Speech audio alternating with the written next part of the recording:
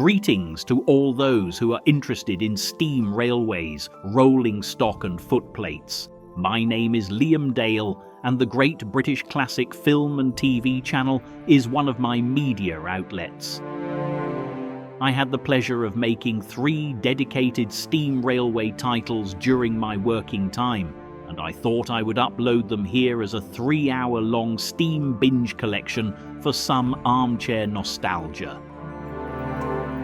The Forest of Dean Railway in Gloucestershire, the Gloss Warwick also coincidentally in Gloucestershire, but then a ferry trip with all the crew over epic water to the Isle of Wight. These were all filmed back in the days when I was the sole camera person, so hanging off and on footplates was a fun and very satisfying experience. We were all pre-health and safety conditions back then.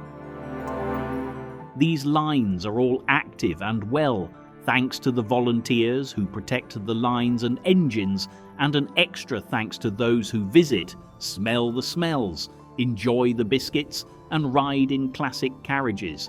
I hope you enjoy the collection.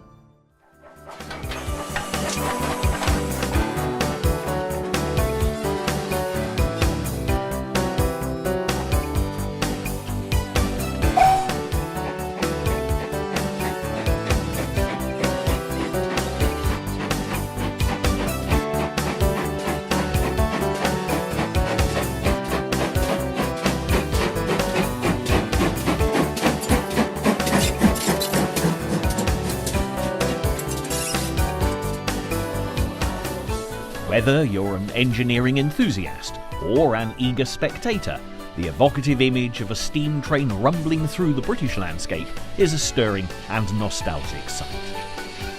As clouds of steam billow into the air, with engines driven over winding tracks, there are few amongst us who will fail to be mesmerised by this wonderful sight, now so rarely seen. Once a groundbreaking mode of transport, which propelled the industrial world into the 20th century, the steam locomotive is now reserved for the pleasure of tourists and owes its survival to those who are most passionate about its preservation. Not only is the steam train a joy to experience, but it's also a wonderful way to explore the British countryside, to visit ancient monuments and medieval churches, and to discover a little more about the history of the country. Alternatively, it can simply be a delightful way to take a well-deserved break from the stresses and strains of modern life, as you sit comfortably, gaze out of the window, and watch the world go by. In this programme, we'll be exploring the Dean Forest Railway, hidden deep within one of England's oldest surviving areas of woodland. Sprawling from the River Wye to the north and the River Severn to the south, the ancient and royal Forest of Dean boasts some truly glorious sights, and has proved to be a source of great inspiration for writers and artists alike. The Lord of the Rings is a classic example, as J.R.R. Tolkien immortalised these picturesque surroundings in his writing, and from castles and lakes to bluebells and arboretums, wherever you turn, you'll be sure to find scenes to enthrall and delight. And what better way of exploring the forest could there be than by steam? During the programme, you'll have the opportunity to find out a little about the mechanics of the steam engine, the evolution of the signalling system, as well as discovering more about places you can visit on this particular journey. Also, you'll have the chance to see engines from a number of other preserved steam railways into the bargain.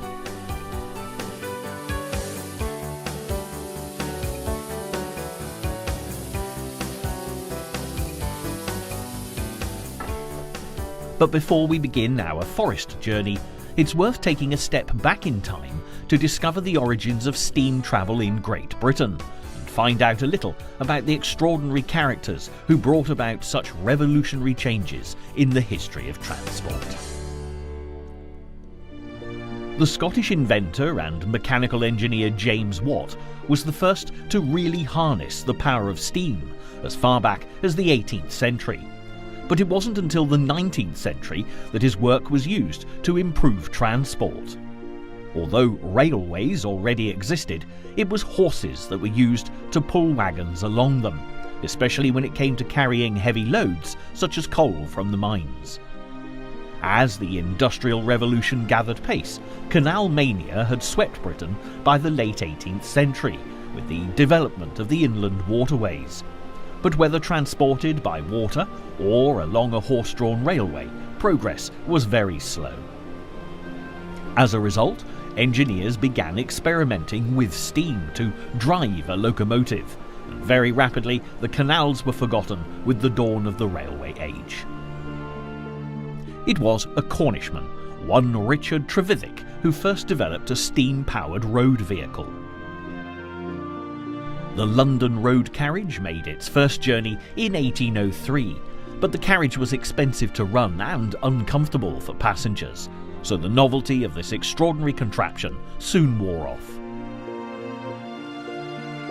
Nevertheless, just 1 year later, Trevithick came to prominence again, when he mounted a steam engine on wheels to haul iron along the Merthyr Tydfil tramroad. It was a primitive design, but in 1804 it carried 10 tons of iron and 70 men, nearly 10 miles, which was a groundbreaking event for the industrial world.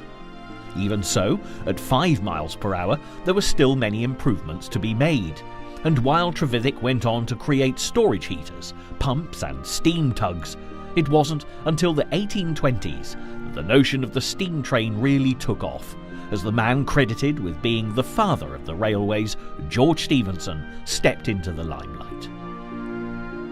One of the first major problems that Stephenson had to overcome was the weight of the steam engine and the problems this caused the rails. Trevithick's steam locomotive proved too cumbersome for the wooden rails of the tramway to be used regularly, and was even heavy enough to break rails made of cast iron. Stephenson made improvements to the design of rails, and also looked at how to distribute weight more effectively along the tracks through better spacing of the locomotive wheels. If you look at steam trains today, you'll notice that coupling rods are used to connect the wheels. Stephenson's locomotion was the first engine to do this, with the inefficient method of linking the wheels with chains replaced by rods, ensuring that the wheels stayed at an equal distance from each other.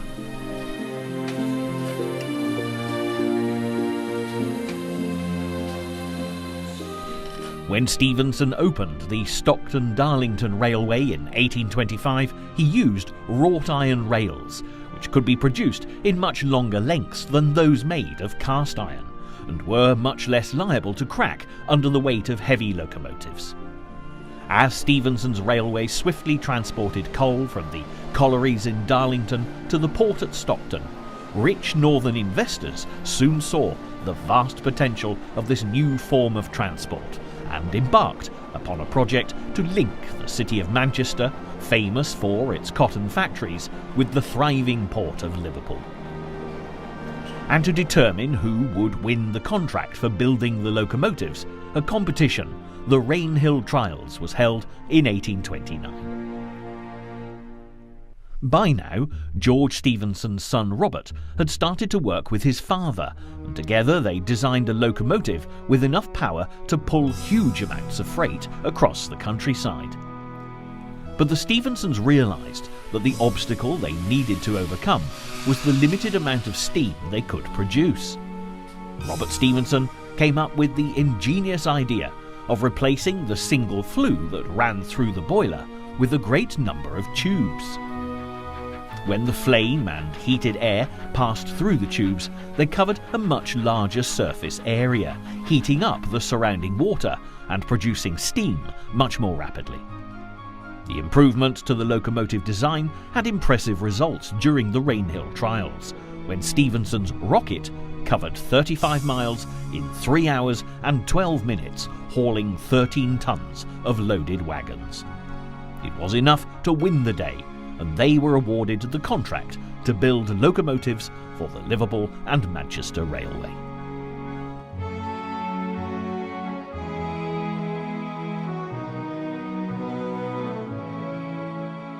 and the innovative Stephensons went from strength to strength.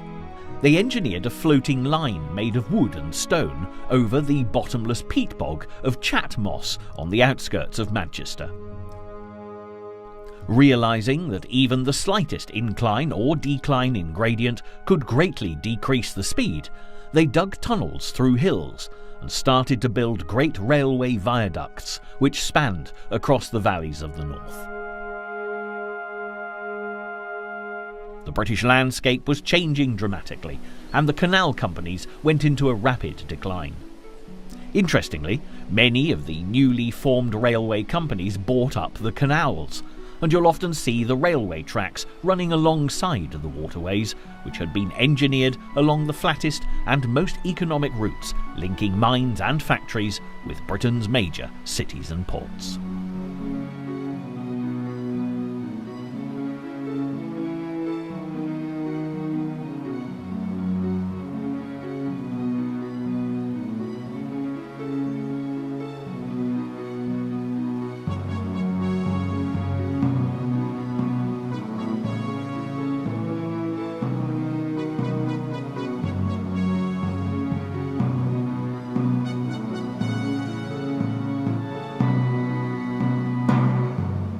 Even today, the great engineering feats of the Stephensons can still be seen in use.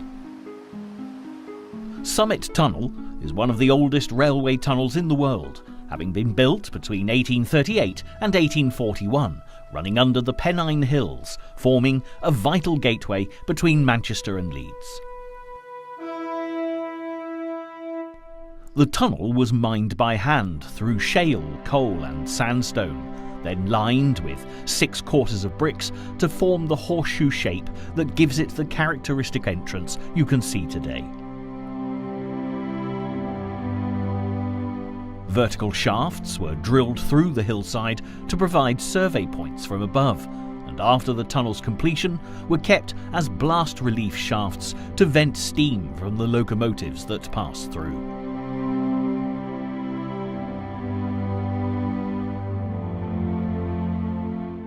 Curiously, as heat built up in the ground surrounding the tunnel, the warm soil triggered new growth in the plants above, and flowers started to bloom, causing a phenomenon that was known as a false spring.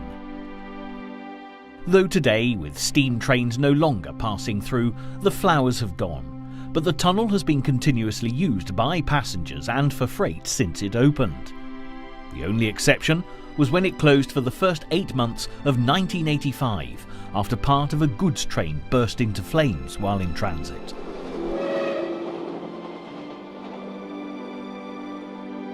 While tunnels and great viaducts transformed the northern landscape, to the south there was a similar flurry of excitement, as a contemporary of Robert Stephenson, the innovative and daring Isambard Kingdom Brunel made his presence felt.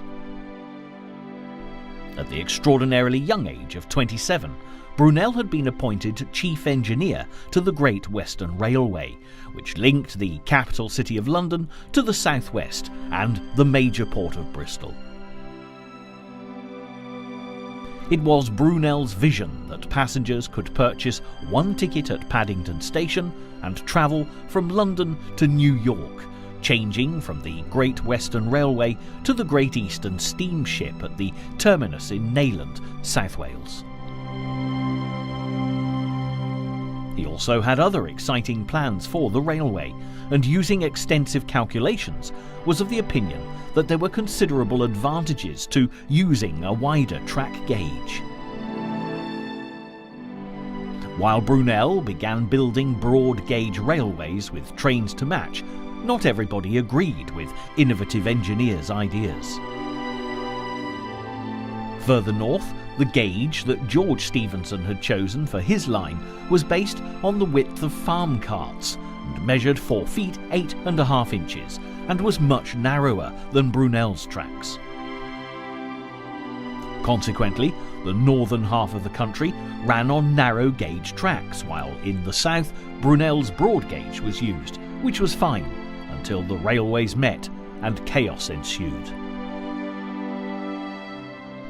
The government eventually had to intervene, and despite Brunel having the upper hand scientifically, more miles of narrow-gauge track had already been laid. The government, influenced by the powerful railway companies of the north, sided against him, and Stephenson's narrow gauge came to be adopted as the standard gauge for railways, not only in Britain, but also throughout the world. So, ironically, the trains of our modern high-tech rail system today run on tracks based on the average width of farm carts from the early 19th century. Difficult as it must have been for Brunel to see his wide-gauge trains being reduced to scrap metal, the young engineer was not to be deterred, and his innovative designs went from strength to strength. From Cornwall to Maidenhead, he built magnificent bridges, and without doubt, one of Brunel's best-loved constructions is the Clifton Suspension Bridge, which runs across the Avon Gorge to Bristol.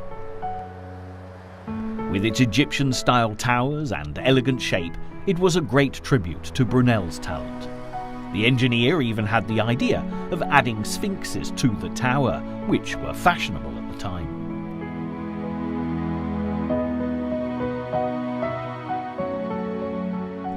Way below lay Bristol Docks, which today provides a safe haven for another of Brunel's remarkable achievements.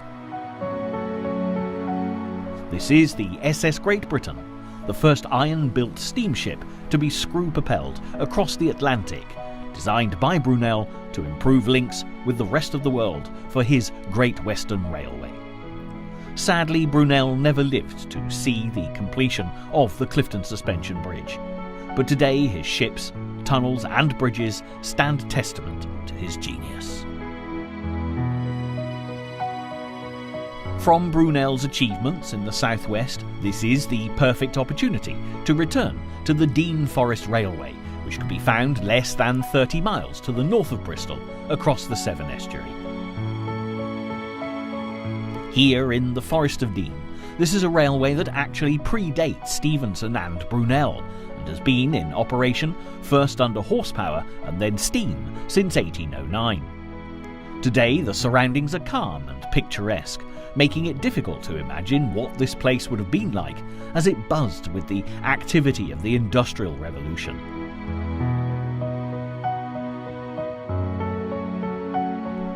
In the 19th and early 20th century, the Forest of Dean was a complex industrial region with deep coal and iron mines, foundries and quarries, which required a network of railways to transport such valuable commodities across the woodland terrain.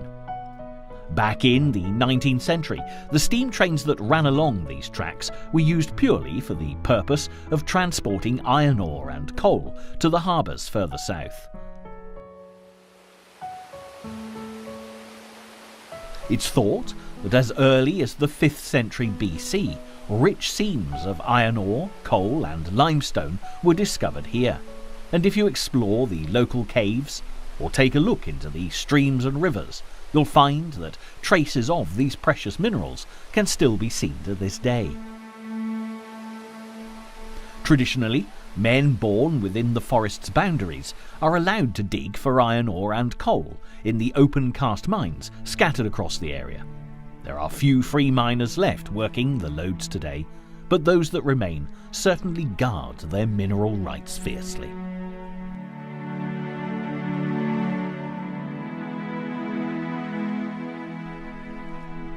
Despite the obvious natural resources, by the 20th century there was little future for the miners of the Forest of Dean. The last commercial iron mine in the district closed in 1946, and by the 1960s the steam trains, which were such a vital link between the industries of the district, were becoming a thing of the past, and many branch lines were closed.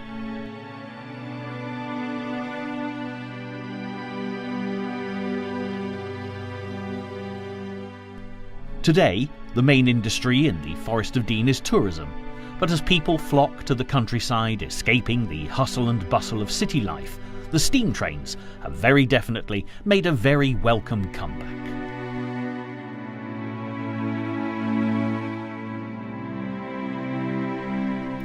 The headquarters for the Dean Forest Line is at Norchard, which lies between the tranquil village of Parkend to the north and the small town of Lydney to the south. Norchard boasts a range of locomotives, but the gleaming black engine you can see rolling into the station today is Forest Pannier 9681, which was built at the famous Swindon Works in 1949.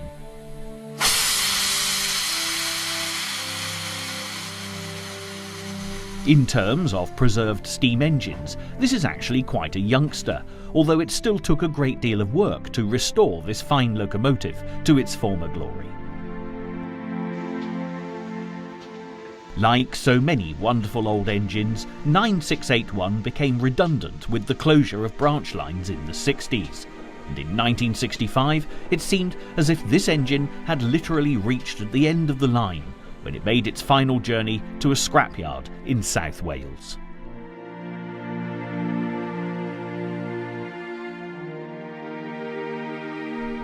For 10 years, battered by the elements, the abandoned locomotive fell into rack and ruin, until 9681 was finally rescued by the Forest Pannier Tank Fund in 1975.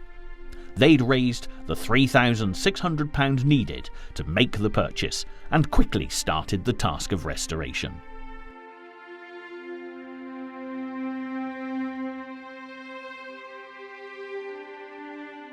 All around Britain today, you'll find workshops at preserved railways dedicated to the restoration of steam trains, and it's thanks to the painstaking labour of enthusiasts and volunteers that these glorious old engines can still be seen travelling through the countryside today.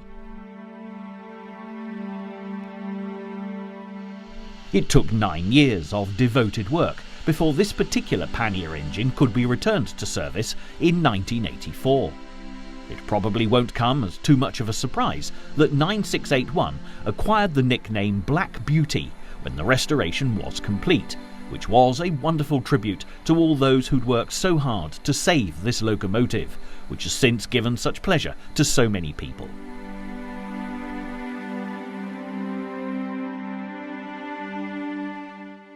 As we watch Forest Pannier 9681 being prepared for a hard day's work, this is the perfect opportunity to explain a little more about how a steam engine actually runs. And from the outset, it certainly takes a lot longer for this type of locomotive to get started than our more modern diesel or electric trains. You can see for yourself that booting a steam engine, as this is known, is quite a task. Peer inside the cab of the engine, and you'll find the firebox, which has to have a constant feed of fuel to keep the steam flowing. During the journey, a steady supply of coal will need to be shovelled in. But to start the fire while the engine's cold, wood will also need to be added, and a rag soaked in kerosene will help to get things started. Once the fire's going, those tubes first introduced by the Stephensons will channel exhaust gases through the boiler and begin to heat up the gallons of water it contains. A boiler can contain up to several hundred tubes. Depending on the size of the train, heating the gallons of water contained within the boiler can take a great deal of time. In the case of Forest Pannier 9681, however, the results of the firemen's efforts can quickly be seen as a mixture of steam and smoke begins to pour from the chimney. As water turns to steam, it expands to a staggering 1,600 times the volume of an equal mass of water, so you can imagine the extraordinary amount of energy this provides when harnessed. To put things into perspective, 2,000 gallons of water vaporizes to create 3 million gallons of steam. This can become dangerous, and boiler explosions have meant the end of the line for a number of trains, as this photograph taken in 1850 illustrates.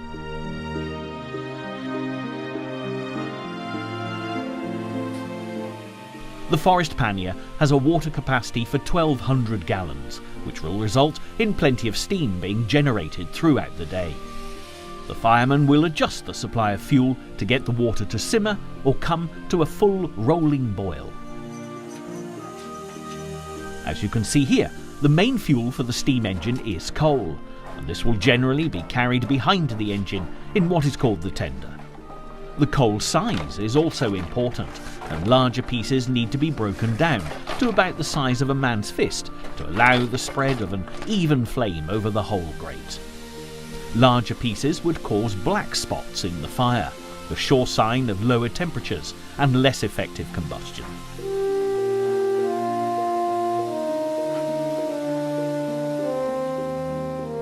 With a plentiful supply of coal in the tender, it's also important to stock up on that other vital commodity for the steam engine to function, namely water.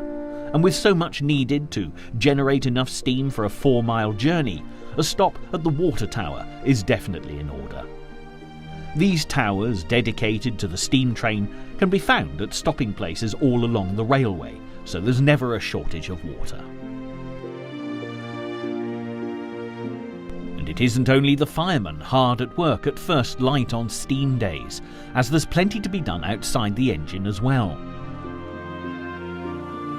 The train is always given a good clean, ready for the day ahead, making sure that Forest Pannier 9681 is gleaming for all the visitors who will be arriving later, and you can see straight away that there are many differences between this steam engine and the earliest locomotives. The large round dome on top of the engine is where the steam is collected above the boiler before being released to the cylinders below. While the front of the engine is given a polish, we get a glimpse of the door to the smoke box. This part of the engine collects the hot gas that has passed from the firebox through the boiler tubes. It usually has a blower to help draw the fire and directs the steam up to the chimney. As well as cleaning the engine, it's important to make sure that everything from the wheels to the coupling rods are running smoothly. There are a few hundred lubrication points on a steam locomotive, and the ritual of oiling around the engine plays a vital part in the preparation of the train before it sets off on its travels. You'll notice that coupling rods link the wheels together, which ensures that power is distributed equally between them, which was, of course, one of George Stephenson's innovations.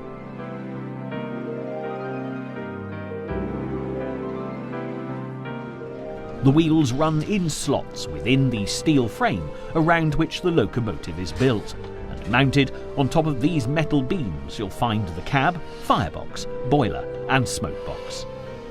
This is also a good time to point out that British engines are always referred to as female. At first, this can be a little disconcerting, especially if you're looking at engines with masculine names such as King George or Black Prince, but even they will always be lovingly called she, despite their very royal connections.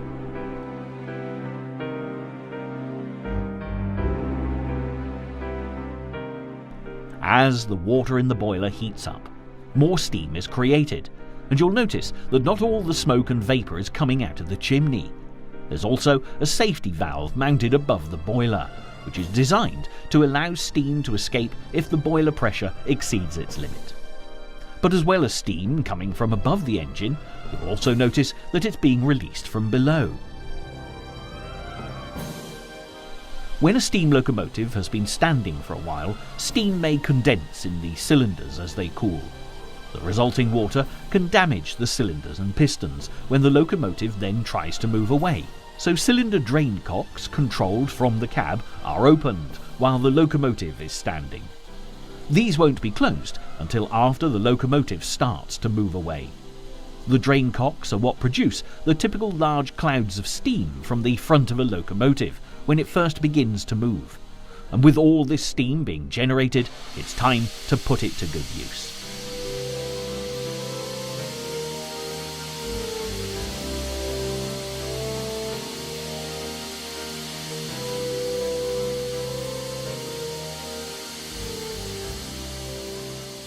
The total distance covered by the Dean Forest Railway through woodland, towns and villages is just over 4 miles, but today we'll be going on a slightly shorter journey, covering ground from the headquarters here at Norchard to Lydney Junction, a little further south of Lydney, near the River Severn. The trip to Park End will, on this occasion, have to be reserved for another visit. With passengers filling the carriages, it's time to set off through the ancient wooded landscape of the Forest of Dean, and the first stop beyond Norchard will be the town of Lydney.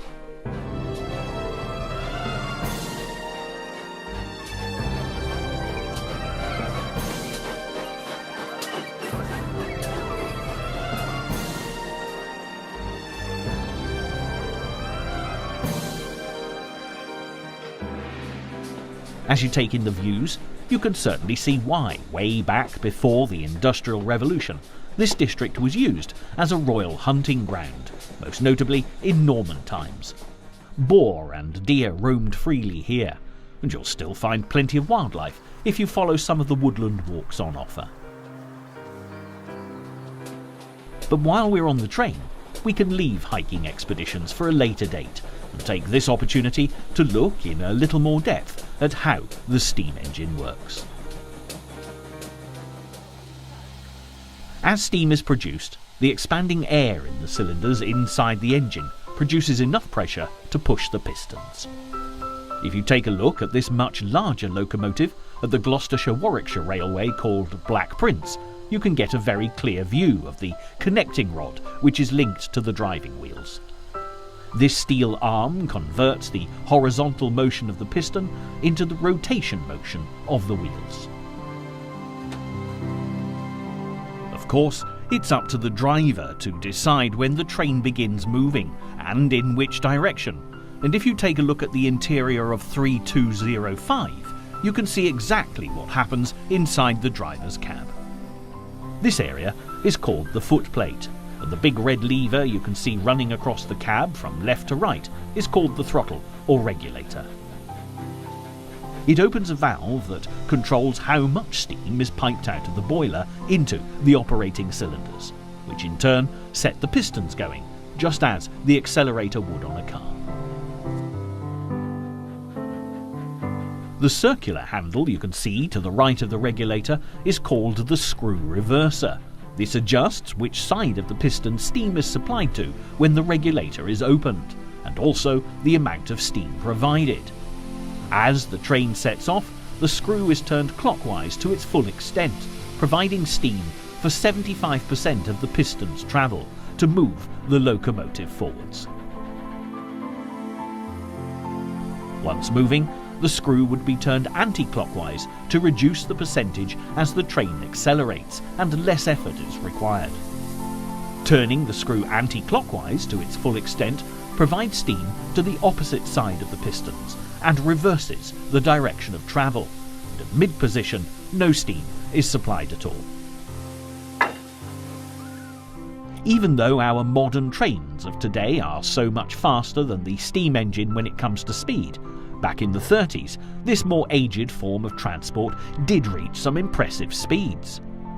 In 1938, a locomotive called the Mallard hit around 126 miles per hour on a run from King's Cross Station, setting the world speed record for steam locomotives. Rather faster than the speed we're travelling at today, it has to be said. Back in the 19th century, it wasn't quite as easy to reach such high speeds. Travelling long distances could also cause all manner of difficulties. Fire tubes and smoke boxes could be destroyed by heat, and this was especially problematic for some of Stephenson's trains.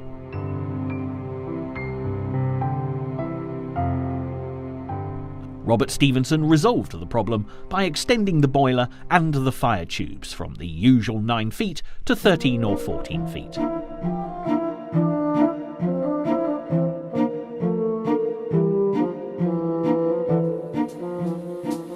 So, thanks to Robert Stephenson, our travellers are in no danger of an overheating smoke box today. And on our journey through the forest, the first place we come to, as promised, is the town of Lydney. Despite the fact that we're not stopping here today, Lydney is nonetheless historically rather significant. It was the home of Sir William Wintour, a favourite of Queen Elizabeth I, who was one of her great naval admirals at a time when the Spanish Armada were all set to invade England.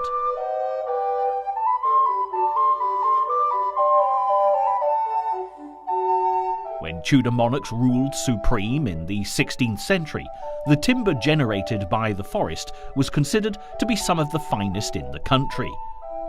Many of the ships built to oppose the Spanish were constructed from the Forest of Dean's oak trees gathered from around Sir William's hometown.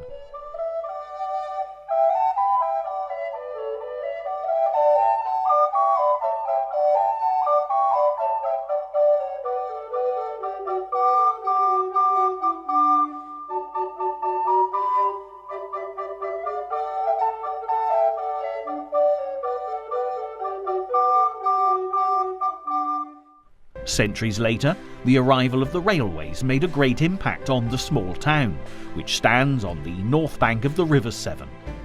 A harbour was built to serve Lydney, which was the last port on the Severn where sea-going boats could load and unload their cargoes. Consequently, with coal, stone, tin plate and timber all being produced, and clay and salt needing to be imported, Lydney became a thriving community. At its busiest time, the dock handled in excess of 2,000 vessels and 300,000 tons of coal annually. Times have changed, and now Lydney is a relatively quiet town, much altered since its busy industrial days.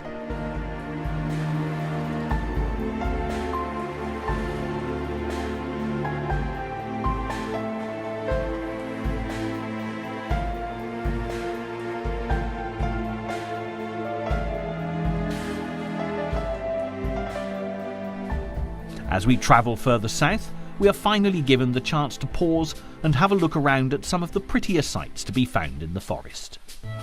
This is St Mary's Halt, where visitors can explore the beautiful old church just beyond the station.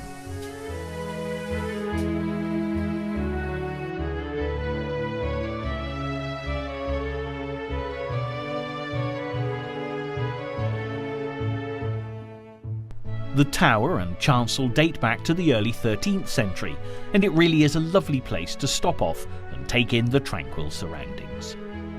If you step inside, you'll find that although most of the stained glass windows are old, the window in the north aisle has a more contemporary feel.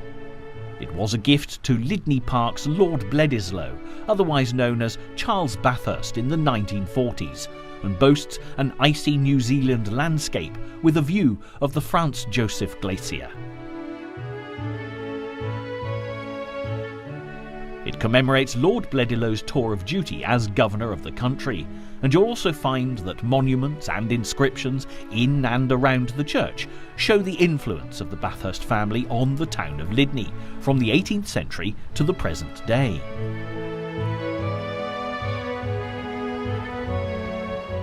From the platform, a beautiful cast iron lattice footbridge which dates back to 1892 will take you into the churchyard. This lovely construction was originally built to stop trespassers who were crossing the line in between the wagons loaded with forest coal waiting in the sidings. But today you'll find it a pleasant way to step over the railway to enjoy the splendid scenery. If you decide to stop here, there's also a delightful walk along the canal, which will take you back towards Lydney. But for those of you who prefer to stay on the train, we'll head towards the last stop on today's journey, Lydney Junction.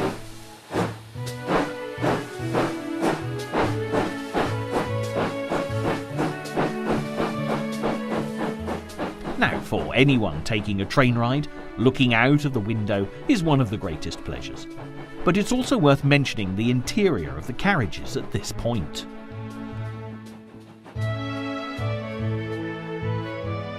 Despite being a little bumpier than our modern trains, by the end of the 19th century, steam travel had become considerably more comfortable than in the days of Stephenson's rocket.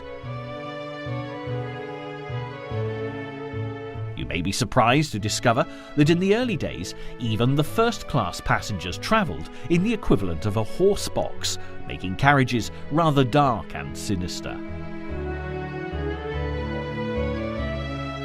Whilst in transit, communication with the outside world would not be possible, and it was only after a gruesome murder was committed in a railway compartment that alarm cords were subsequently fitted. Second-class passengers might have been lucky enough to travel in a carriage with a roof, but the sides, without doubt, would have been open to the elements.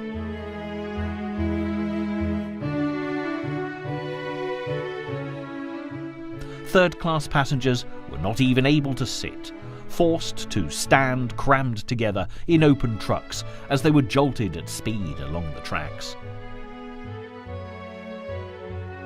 As railway mania swept the nation, gradually improvements were made, and the polished woodwork and elegant upholstery of this Victorian carriage shows just how luxurious some compartments became.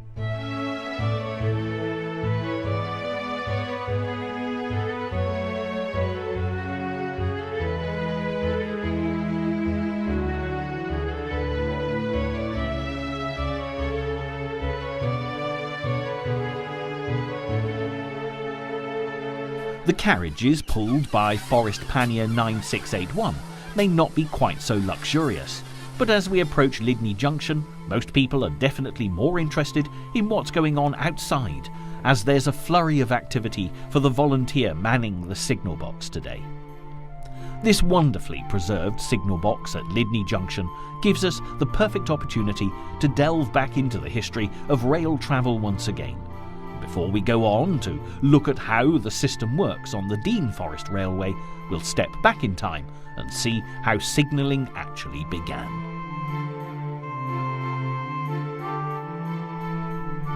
Not long after the first passenger railways began to operate in the early 19th century, people began to realise that there was the need for some kind of system that would prevent two or more trains attempting to travel along the same stretch of railway at the same time. The consequences of this would of course be disastrous, as you can see in this photograph of a crash that took place in America in 1907.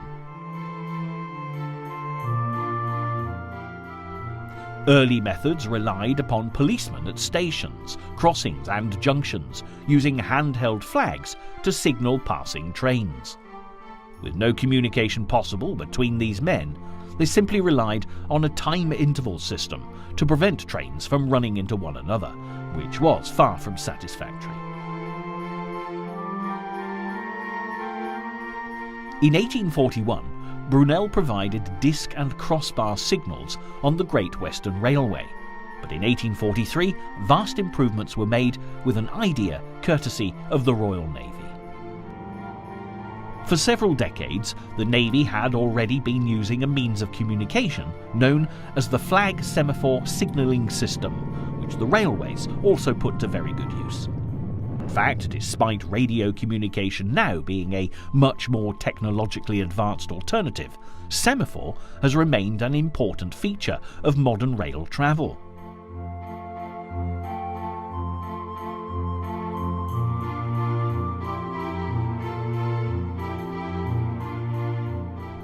Originally, this system was the brainchild of Claude Chappe, a French inventor, when France was in the grip of revolution at the end of the 18th century.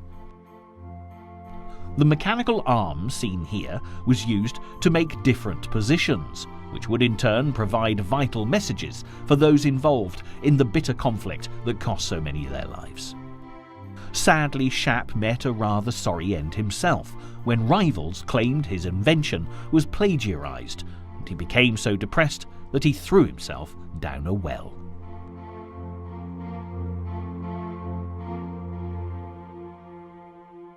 Despite Chappe's unfortunate death, rail travel has down through the ages been a great deal safer thanks to semaphore.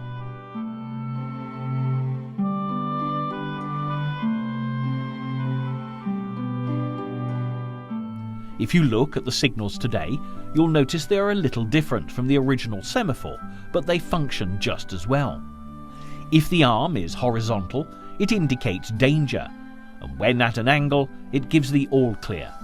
Today, this can all be done remotely, but back in the 19th century, signalmen still had to operate the system manually, running back and forth between the signal and the points they controlled.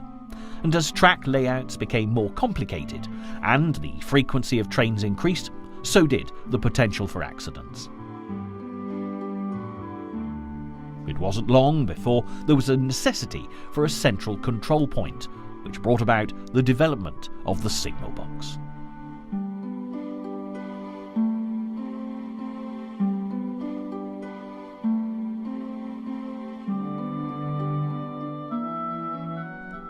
The first signal boxes were installed in the early 1860s on the approaches to London Bridge, and they eventually made their way to the Forest of Dean, as you can see here at Lydney Junction. Using mechanical lever frames, the signalman operates the signals and points via wires and rods. The red levers are for the signals, the black ones for the points, while the blue levers are for the facing point locks. You'll also find that at Norchard, the Dean Forest Railway headquarters, there's another signal box that's equally fascinating.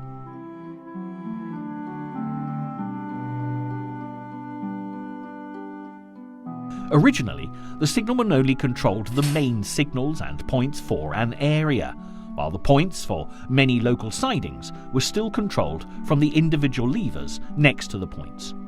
A good example of this can be found on the Gloucestershire-Warwickshire Railway, where the Gotherington ground frame is used. Generally, a ground frame is a small lever frame, which stands beside a railway at ground level and is typically used to control the points. These will give access to a siding that is used infrequently or has been designated for an emergency crossover.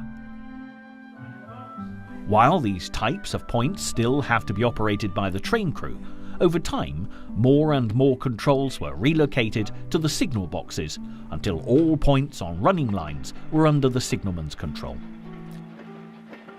As the years passed and the speed of the trains increased, so did the likelihood of accidents, so further improvements were made to the signalling system. For single track lines, the danger of collision was the greatest, so a fail-safe answer in the form of a token system was developed. This would require the signalman at the entrance of the station giving the driver a staff or a rod of wood or metal on which the name of the single line was stamped. Later, as the tokens became smaller, a hoop was added, so the fireman or driver could put their arms through easily to pick it up as they drove past. The train would have to slow down to make it easier to pick up the hoop. But as drivers tried to make up lost time, this wouldn't always be the reality, and bruised upper arms were commonplace. There was even the danger of missing the hoop altogether.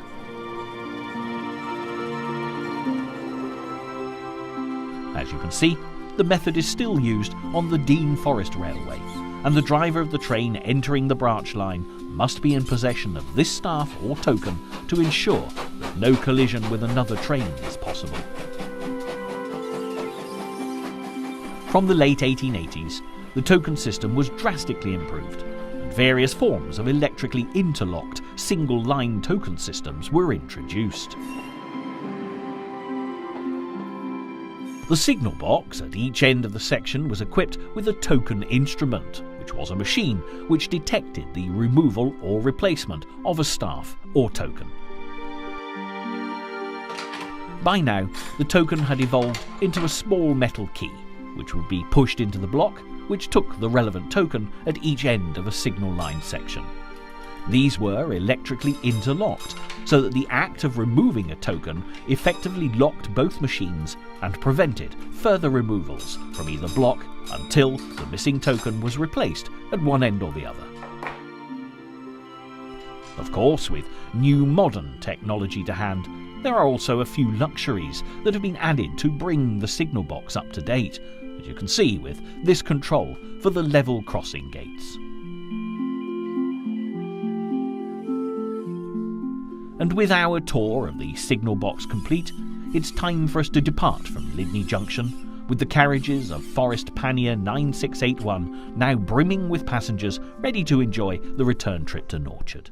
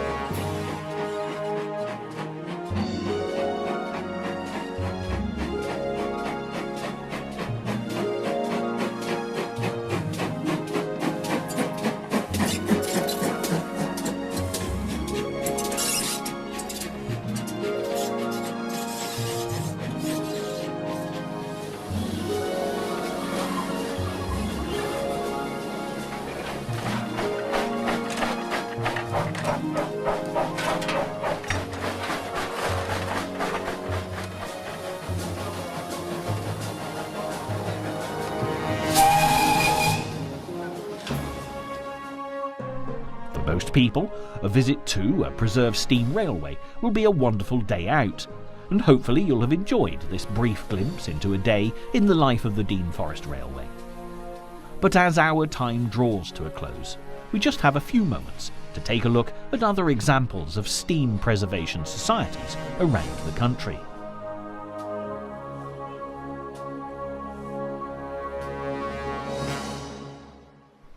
Firstly, we'll head in a northerly direction, where the first railways took off under the guiding hands of the Stephensons. This station at Haworth is on the Keighley and Worth Valley line in Yorkshire. It is not only a delight to see, but has an extraordinary history, as this is where the Bronte sisters, authors of such classics as Jane Eyre and Wuthering Heights, would have had their first experience of rail travel.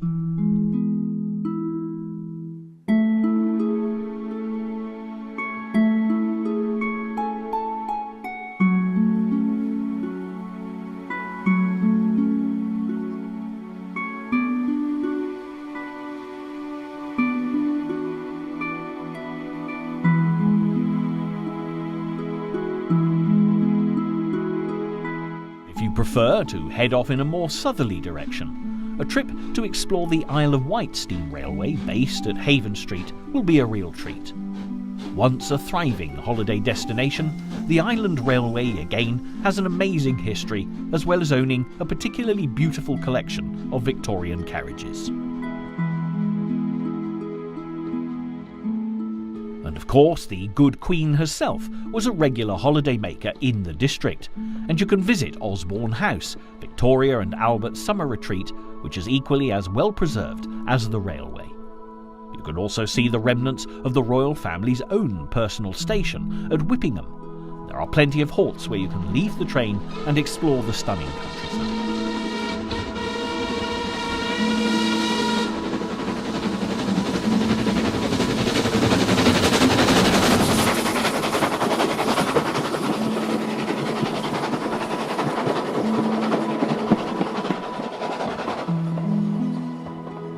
While we're on the subject of stunning countryside, a visit to the Gloucestershire-Warwickshire Railway is a must. You may also get the opportunity to encounter the magnificent Black Prince that we've already seen featured in this programme.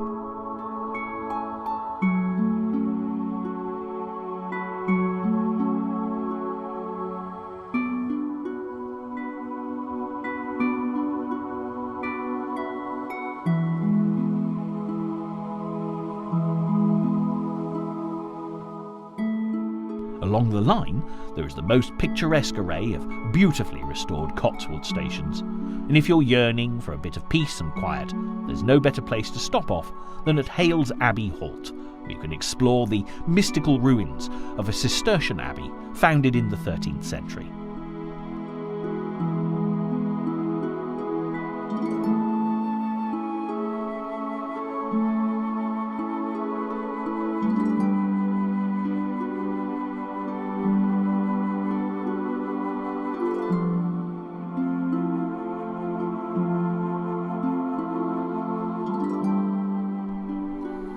back in the Forest of Dean, our Pannier engine 9681 has at last reached Norchard, and although our time with the Dean Forest Railway is now at an end, thanks to the hard work of the dedicated volunteers who've turned their dreams into a reality, there's a great deal more for you to see should you find yourself in this truly amazing part of Great Britain, with history brought to life whenever the steam starts rising.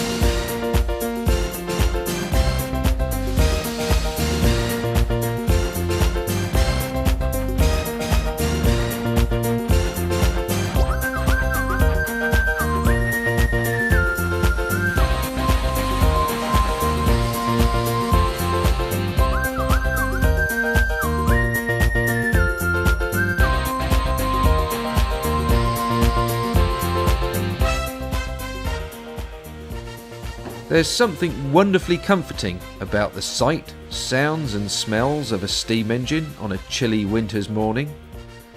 Although it's still early, about 8 AM, there's a distinct air of bustle and anticipation as drivers and firemen begin the task of preparing their engines for the day ahead. This is the headquarters of the Gloucestershire-Warwickshire Railway at Toddington, and today is the last full steam day of the year before the Santa specials take over for the festive season. As a preserved railway, the GWR has steadily grown in popularity, attracting visitors from all over the world to this truly beautiful location at the foot of the Cotswold Hills. But even by the GWR's exceptionally high standards, today's visitors are in for a very special treat. Not only will this wonderful Great Western Railway collet 060 number 3205 be in steam, but the majestic Black Prince, British Railways Standard 9F 210 number 92203 will also be in action throughout the course of the day. Before enjoying a closer look at these fine locomotives and watching the proceedings of the day, it's well worth taking a step back in time to discover a little of the fascinating history behind the Gloucestershire-Warwickshire Railway, fondly referred to by her many regular visitors as the friendly line of the Cotswolds.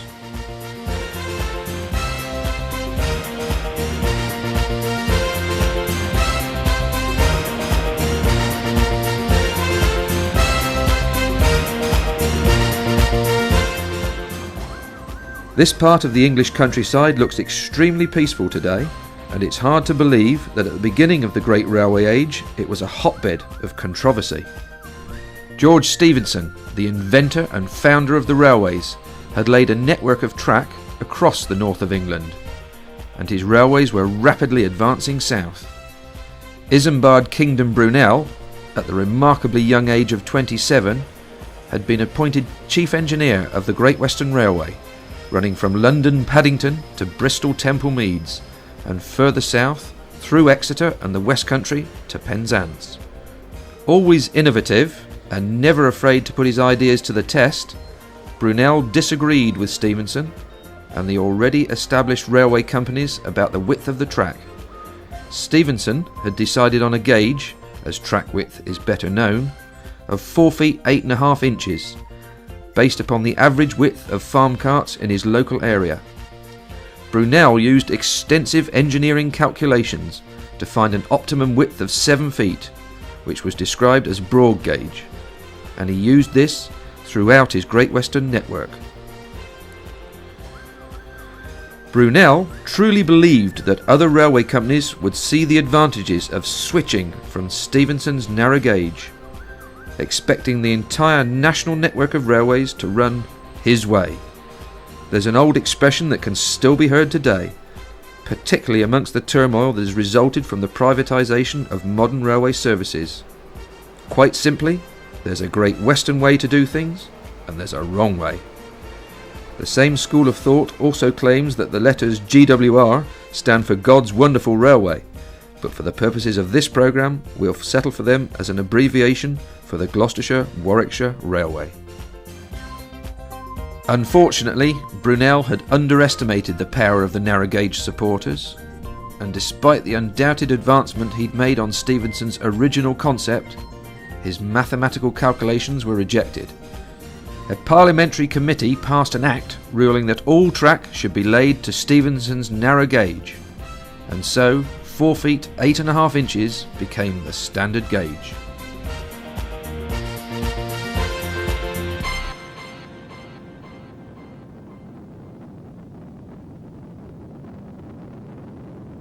The first railway to run in the vicinity of today's Gloucestershire-Warwickshire line was the Birmingham and Gloucester Railway, which opened in 1840.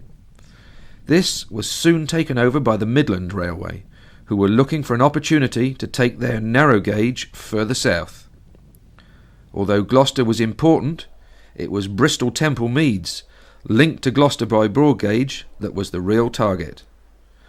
Bristol was the key to the southwest, and no narrow gauge lines had access to Brunel's exclusive Great Western Station. Consequently, for a number of years, chaos regularly ensued at Gloucester, with freight and passengers alike needing to be transferred from wagons on narrow gauge to wagons on broad gauge and vice versa. Needless to say, it was situations like the one at Gloucester that made the government of the day step in and take action. A visiting delegation was appalled by the clamour arising from well-arranged confusion, of the shouting and addresses of consignments, the chucking of packages across from truck to truck, the inquiries for missing articles, and the loading, unloading and reloading. It did take some years for standardisation to put an end to such difficulties, but by 1892 broad gauge was definitely a thing of the past. While such complications were ongoing at Gloucester, the railway network was speedily cutting through the countryside of the Midlands. The Oxford, Worcester and Wolverhampton Railway came into being by 1853, and a branch from Honeybourne to Stratford-upon-Avon opened on the 12th of July 1859. The Great Western Railway operated a branch from the Oxford to Birmingham route at Hatton, which advanced to Stratford-upon-Avon in 1860.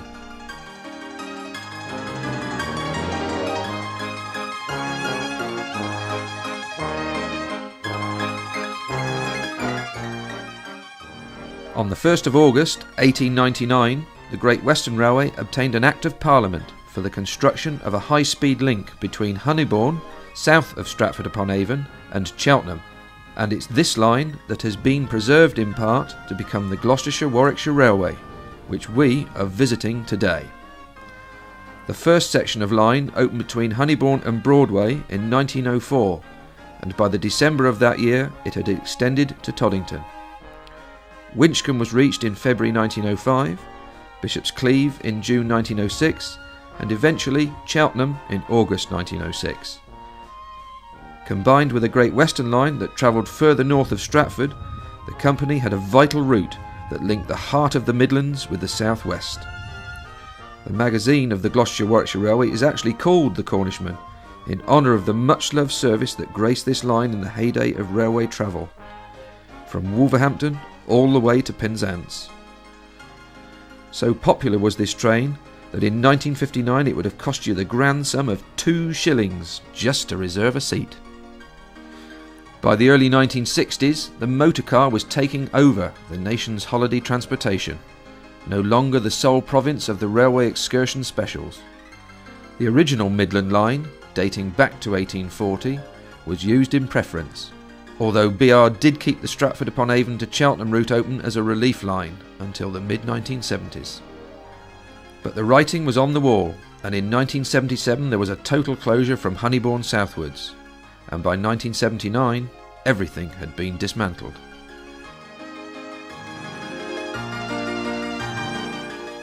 As with all preserved railways today, it took the vision of a small group of enthusiasts to start the ball rolling, and in 1976 the Gloucestershire-Warwickshire Railway Society was formed.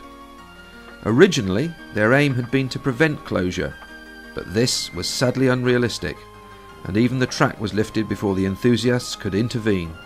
Tragic as this was, the growing band of supporters were undaunted, and in 1981 the Gloucestershire Steam Railway plc was incorporated to purchase trackbed and buildings. It took until February 1984 to acquire the stretch between the picturesque Cotswold town of Broadway and the outskirts of the elegant Georgian Cheltenham Spa.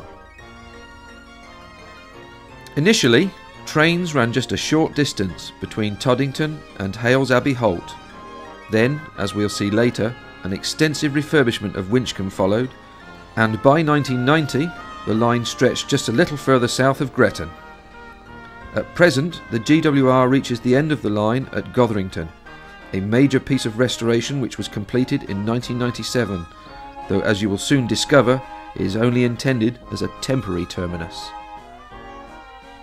The Gloucestershire-Warwickshire Railway has some very big plans, and if the recent past is anything to go by, make sure you watch this space.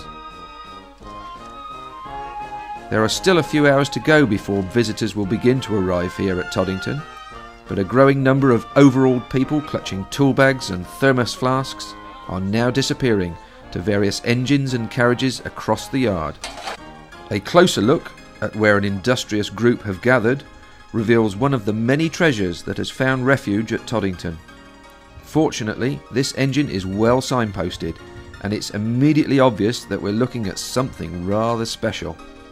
This is GWR number 2807, the oldest privately owned Great Western locomotive, rescued after years of abandonment at Barry Scrapyard by Cotswold Steam Preservation Limited in 1981. Fondly known as a 28er, this 2800 class locomotive was built at Swindon in 1905, and during her working life travelled a staggering 1,472,687 miles. Steady and powerful, 2807, like many other 28ers, had a crucial role to play in World War I, carrying steam coal from Wales to the Grand Fleet at Scapa Flow. Once hostilities had ceased, there was plenty of scope for this locomotive, and there were numerous allocations until her final withdrawal from mainline service at Seven Tunnel Junction Shed in March 1963. The Cotswold Steam Preservation Group is proud of their achievements to date, although it will probably be another 5 years before 2807 is back in action. Volunteers work every other Saturday, enjoying the painstaking labours that will eventually see their skill and dedication justly rewarded.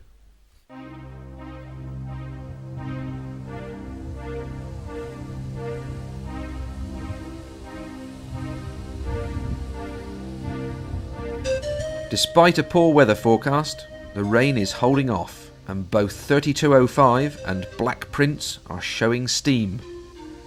Today's steam passenger service will be hauled by 3205, and no matter how well an engine might be running, there is always a slightly tense atmosphere until steam is up, and everyone knows it will be all systems go.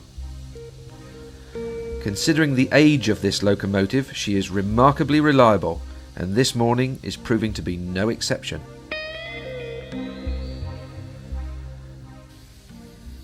Built at the famous Swindon Works in 1946, 3205 is the only surviving member of the 120-strong 2251 class, first introduced by C.B. Collett in 1930. Her first allocation was Gloucester Shed, and over a period of years she worked both passenger and freight trains to Ross-on-Wye, Hereford, Ledbury, Cheltenham and Swindon. With later allocations to Worcester, Shrewsbury and the Somerset and Dorset line, 3205 was finally withdrawn from service in June 1965 and immediately bought by the 2251 Preservation Fund. In safe hands, the locomotive was overhauled at Buckfastleigh before moving to the Severn Valley Railway, pulling their inaugural public passenger train in 1970. Since then, 3205 has toured many of the country's preserved lines, including the Llangollen and the South Devon railways, and is always a popular visitor at the GWR, a line on which she frequently ran when in service at Gloucester all those years ago.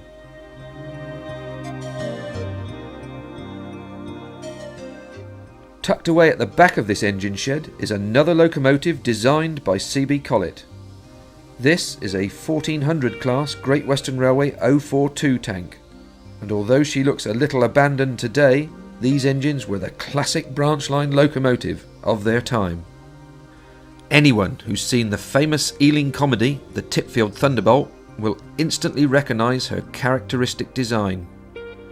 Originally numbered in the 4800 series, 75 were built between 1932 and 1936, with renumbering taking place in 1946. This particular engine, number 1450, didn't work the Honeybourne line, but plenty of the type did, including 1401, 1402, 1421 and 1431.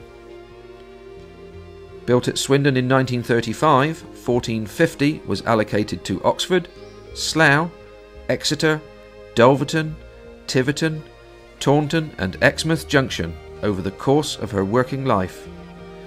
She was finally retired from service in 1965, along with number 1442, the last working pair of 1400 class engines in use. 1450 is now based at Toddington, with 1442 also in preservation, but in total only 4 examples of this charming locomotive have actually survived. Looking under tarpaulins and into sheds when there is so much of interest to see is extremely fascinating, and it's not something that visitors always have a chance to do. But quite frequently at the GWR, knowledgeable members will run a tour of the yard for the many parties in search of more in-depth information.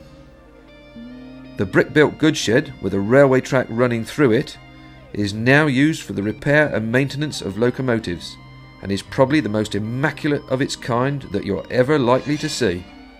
However, it's impossible to miss the imposing presence of Merchant Navy 35006 Peninsular and Orient, SNC. Close up, this locomotive, which has been undergoing restoration at Toddington since 1983, is enormous. It may seem huge for the present GWR line, but this railway society has always been ambitious, right from the very start. Realistically, there is every possibility that the GWR may well run again between Stratford and Cheltenham in the not too distant future, in which case P&O will be put to excellent use. The 35006 P&O Locomotive Society is a group of individuals dedicated to restoring this magnificent engine to its former glory. It certainly won't be an easy task. It's taken more than 15 years to get to the stage that you see today.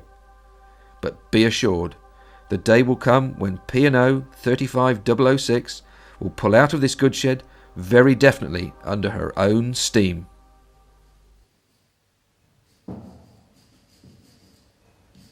Back outside, the maroon Hunslet 060 saddle tank number 2409 King George waits patiently for some fine lining to complete her livery. This locomotive is actually owned by the GWR and was rescued from scrap, arriving at Toddington in 1981. After many years sterling service as a colliery engine, starting at Linby in 1942, 2409 was eventually purchased by Titanic Steamship Enterprises, before her sad and sorry journey to Jeremy Walker Scrap Merchants of Witney.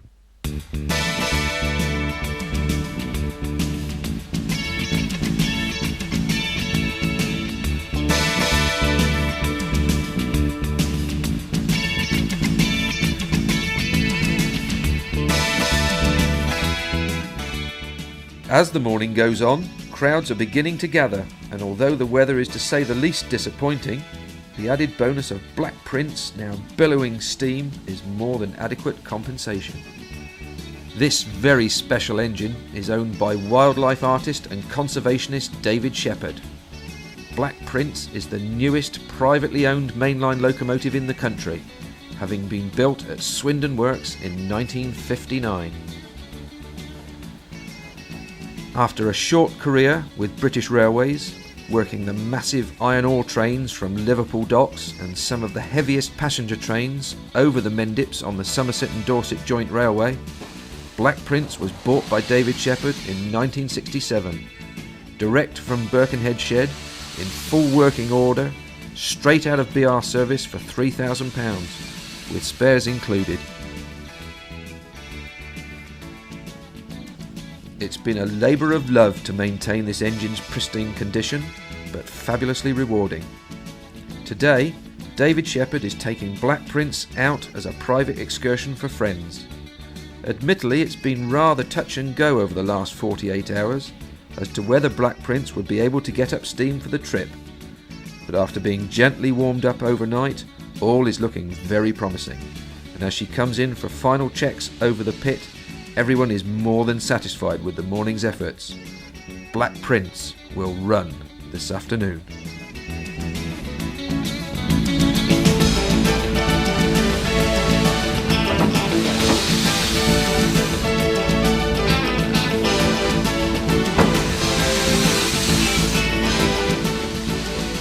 The first journey of the day is going to be by diesel, while 3025 is completing final preparations. On the GWR there is no turntable, so steam engines run from Toddington to Gotherington tender first. The return journey from Gotherington to Toddington is smokebox first, which is the traditional view that most people would expect to see of a locomotive. So for the purposes of this programme, we'll travel to Gotherington on the diesel and return by the glory of steam later in the day. Although the Gloucestershire-Warwickshire Railway is predominantly run by steam, the historical importance of diesel locomotives has never been overlooked. There are some fine examples in use, dating back up to 40 years, and there are many railway enthusiasts who are diesel specialists. Unlike the steam engines, the loco has a cab at each end, making the turnaround very straightforward. At the present time, Gotherington is as close as the GWR trains get to Cheltenham, but this stunningly authentic station is not open to the public. The enthusiast who owns it is one of the founder members of the Gloucestershire-Warwickshire Railway and has very kindly agreed to let us take a closer look. The station, which is built of local Cleve Hill stone, was opened in 1906. There was a small goods shed, a large signal box with 33 levers, of which 20 were in use, a 15-ton weighbridge, a 6-ton crane in the yard, and a lengthy siding that could take up to 20 wagons. Cattle and pigs would be transferred here to a holding pen to await trains for Gloucester Market. In fact, more cattle herded up the station approach than humans, making it necessary for there to be a separate, narrow pedestrian walkway running parallel to the main drive. It's hard to imagine such a noisy, chaotic scene looking at the peaceful tranquility that is Gotherington Station today. No doubt there was plenty of organic matter to make the station master's garden grow. Gotherington became a halt in 1941, and early closure of the facility in June 1955 was probably its saving grace. demolition wasn't the first option, as the soundly built platform buildings, the stone walls are 2 feet thick, were ideal for renting out as a private residence. Even so, the site gradually began to fall into disrepair, with both platforms demolished by 1967. A Greek gentleman who purchased Gotherington in 1970 added some interesting, if not incongruous, structural additions involving the former gentleman's conveniences. Consequently, when the present owner bought the station in 1981, the task of sympathetic, authentic restoration was always going to be a monumentous task. Rising to the challenge, he and an equally enthusiastic relative set about rebuilding a new 170-foot up platform. A fortuitous discovery of 30,000 Great Western Railway blue engineering bricks, dating back to 1906, buried on their land, provided the materials. However, it did take until August 1982 to complete the project. In 1985, the opportunity to purchase the derelict platforms from the former Withington station on the Midland and South Western Junction Railway proved ideal to build a new down platform. Over a period of months, they were dismantled brick by brick and stone by stone, to be rebuilt and completed by the winter of 1986. Gotherington may appear slightly different to the original structure, but many of the artefacts used to create this wonderful moment in time are completely authentic. This truly is a living history, growing and evolving all of the time, and it is the vision and enterprise of one man and his family, rather than an entire society, that have been responsible for this treasured addition to the Gloucestershire-Warwickshire Railway.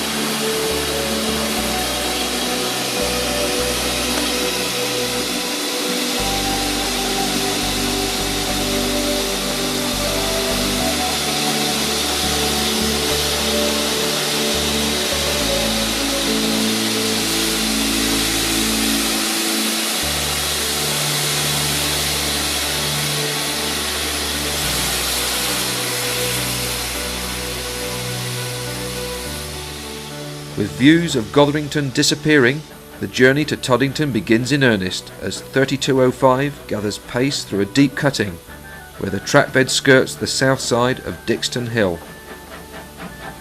There is then a long section of track which passes through the unusually named villages of Stanley Pontlarge, Middle and Far Stanley.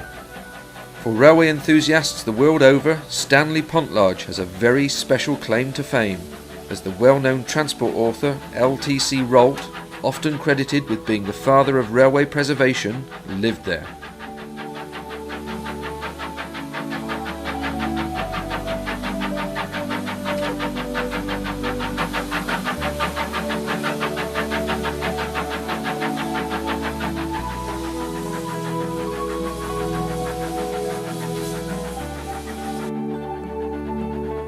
The train next passes through the village of Gretton, where a halt stood from the time when the line opened until the withdrawal of services.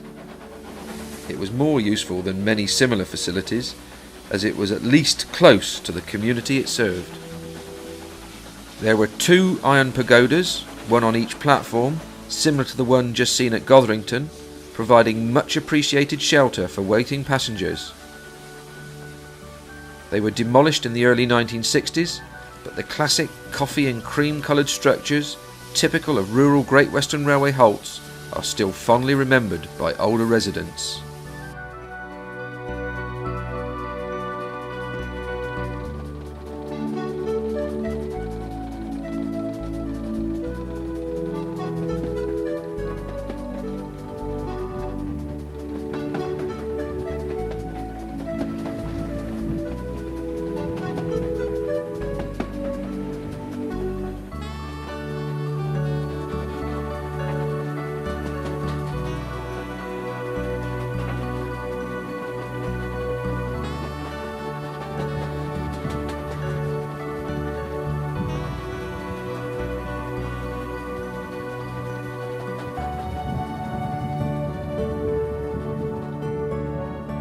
Moving on, the countryside opens out with sweeping views of the Vale of Evesham and the Malvern Hills.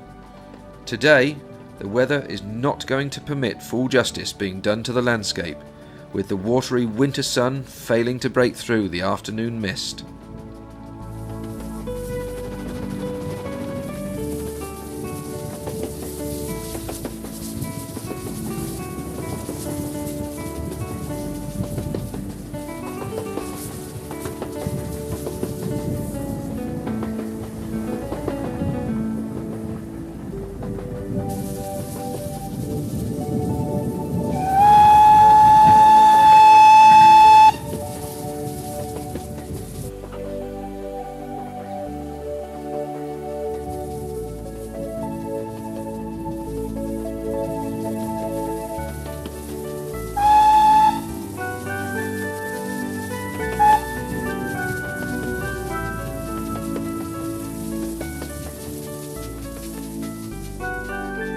The next feature we arrive at is one the Gloucestershire-Warwickshire Railway is justly proud of.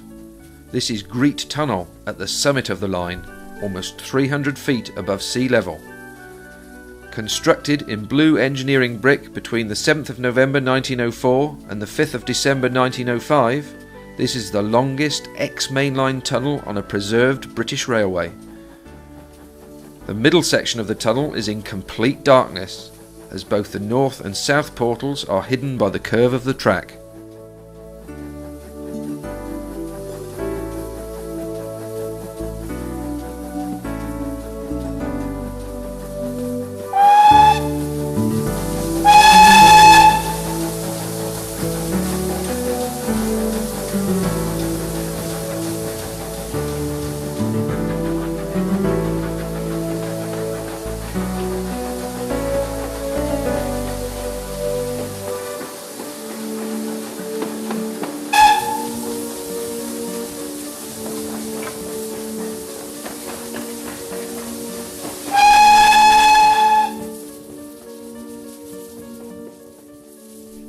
As 3205 exits, back out into the daylight, a deep cutting leads us into Winchcombe Station. Today, Black Prince is operating as a private charter into Winchcombe. and consequently 3205 is not stopping here on this journey. However, it would be a shame to miss this beautifully presented station that GWR services usually stop at.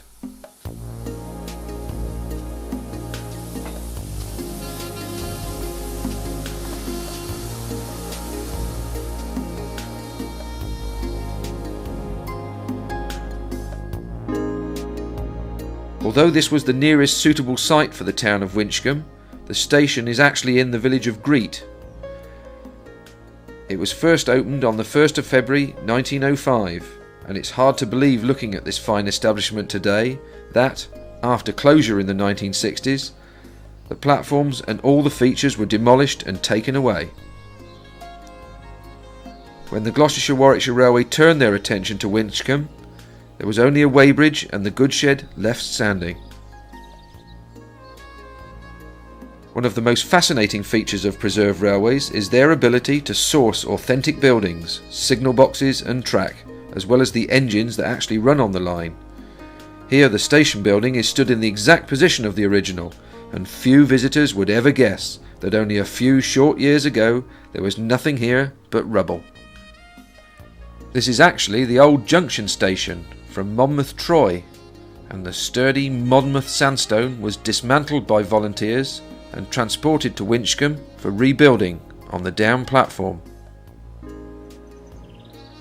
The signal box, which again occupies an authentic position, is virtually identical to the original, and it came from Birmingham Hall Green with the addition of a 37 lever frame from the Honeybourne West Loop box. Even the platform slabs were brought in from Birmingham Snow Hill and Cheltenham St James. The Friends of Winchcombe Station are responsible for the running of this much valued attraction on the GWR today. There is also plenty of space here for the storage of rolling stock, and the well-preserved goods shed now serves as the railway's carriage and wagon department workshop. On a lovely day, it's a very pleasant walk into the Cotswold market town of Winchcombe, which has the added bonus of a railway museum close to the church, housing a fascinating collection of railway artefacts and memorabilia from all over Great Britain.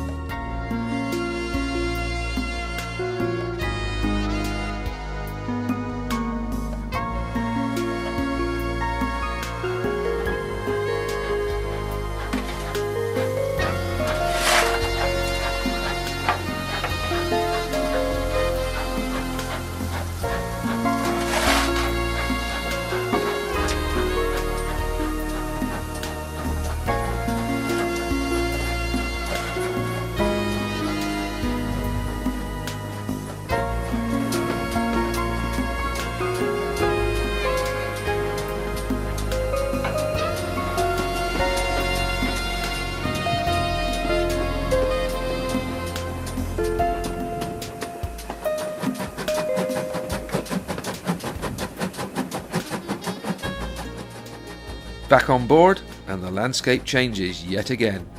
The undulating fields show the distinctive remnants of medieval strip farming with symmetrical raised mounds. Each of the strips was worked by a peasant to grow his own crops. Systematic ploughing created the raised mounds, which in turn produced a considerably greater surface area to farm. The long, narrow strips were the pathways between each plot. Today, it's the sheep that are benefiting most from the extra grass crop across these fields.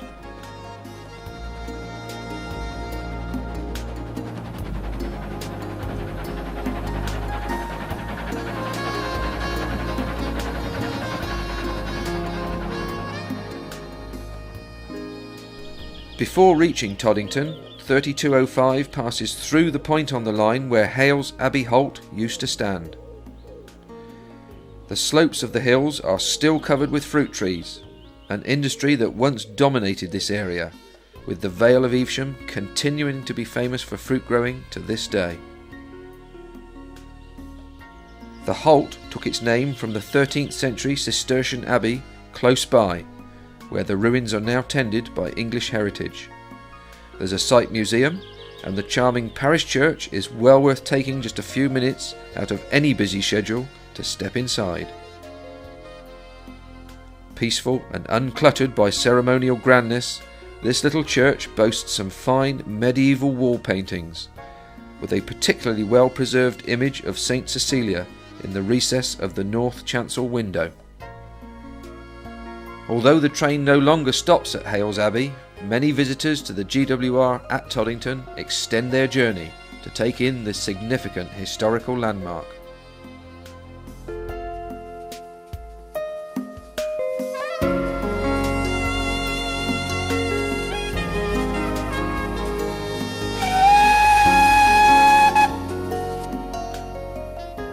Cutting back through the Cotswold Escarpment past the now familiar engines and sights of Toddington, we arrive at Journey's End. This station was opened on the 1st of August 1904 and is typical of Great Western Railways at the turn of the 20th century.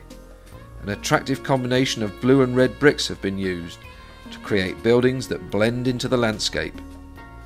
There's a fine glazed metal canopy, and passengers through the years have been very grateful for the shelter it has provided. In 1980, when the Gloucestershire-Warwickshire Railway started out at Toddington, there was a great deal of work to be done. Although the site had not been stripped quite as severely as Winchcombe, the original platforms had been completely demolished, and volunteers needed to rebuild them. Tracking down sufficient second-hand engineering bricks for authenticity also required a degree of resourcefulness, and the disused stations at Gloucester Eastgate and Ashton under Hill provided many, with an old railway bridge at Bourton-on-the-Water completing the recycling project. The paving slabs came from a Cheltenham footpath, with the large edging slabs brought in from a variety of stations. Lighting here is particularly atmospheric, with some of the lamp posts being ex-Great Western Railway from Ogmore Vale, South Wales.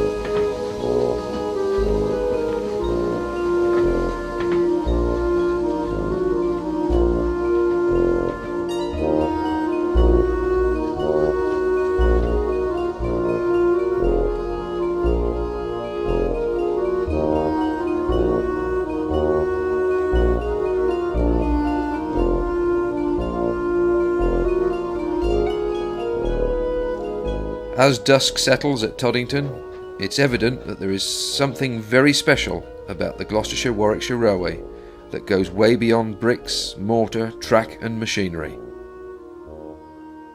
With over 2,000 members that have skills enough between them to keep everything on course, although the operation is steeped in history, it's also alive, thriving and very much of today. This is indeed a fitting memorial to the founders of this preserved line, some of whom have now sadly passed away, but their hard work will never be forgotten as future generations enjoy the delights of the GWR. And what of the future?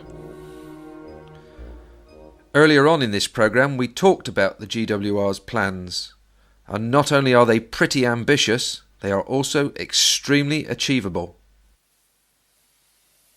Back in 1981, the Gloucestershire-Warwickshire Railway actually purchased the track bed from Broadway to Cheltenham, and for the time being all efforts are being focused on running train services into Cheltenham Racecourse Station.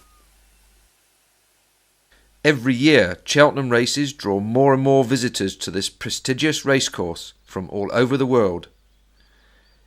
In Gold Cup week, the town of Cheltenham is completely caught up with an influx of racegoers, and traffic at peak times is often gridlocked, so restoring this station could well improve matters dramatically. Cheltenham Racecourse Station was built in the early years of the 20th century, catering for the many excursion trains on race days. It was opened in 1906 with two 700-foot-long platforms, which were linked by a footpath across the adjacent road bridge. Even this facility struggled to cope with the exceptionally long race day trains, and the down platform was later extended by a further 260 feet to accommodate them. A ticket office was constructed in March 1912 and is still a familiar landmark from the A435. The wooden frame was prefabricated at the Great Western Railway workshops at Swindon, and, unusually for a main station building, it wasn't built on the platform. There were two smaller buildings, one on each platform, which served as shelters and toilets, but they were demolished many years ago. The ticket office is a unique piece of railway heritage, with a remarkable steel roof that gives the appearance of slate cladding. This unusual roof was patented by a Wolverhampton company and is thought to be the only one of its kind surviving in Britain.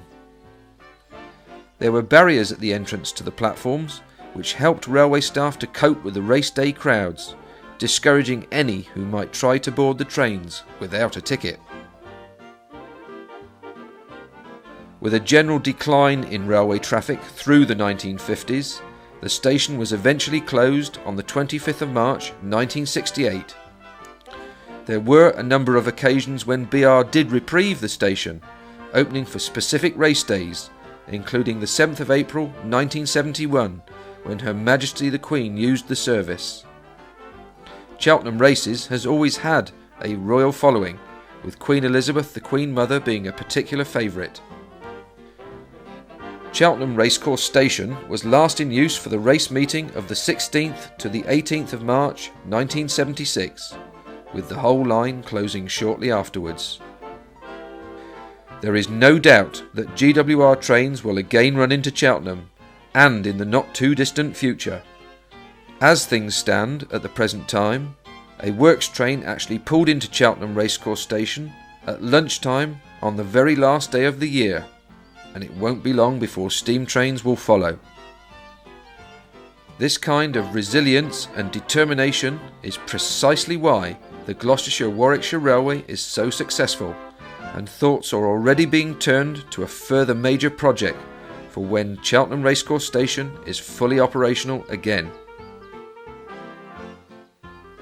Already, the GWR owns the trackbed north of Toddington to the lovely Cotswold town of Broadway, and plans to build a new station there will give visitors to the railway a major tourist attraction as an additional destination. Once the Broadway connection has been achieved, the short distance to Honeybourne will be the next target, where the opportunity to link up with the National Railway network still exists. North of Honeybourne, the trackbed to Stratford-upon-Avon is owned by several different parties, and, as a result, opening the line back up to the town synonymous with William Shakespeare will without doubt be a challenging enterprise. However, the day that sees Stratford-upon-Avon Racecourse linked by the Gloucestershire-Warwickshire Railway to Cheltenham Racecourse will be a very proud moment indeed, and if past form is anything to go by, it's not a case of asking, will it ever happen? It's just simply a question of when.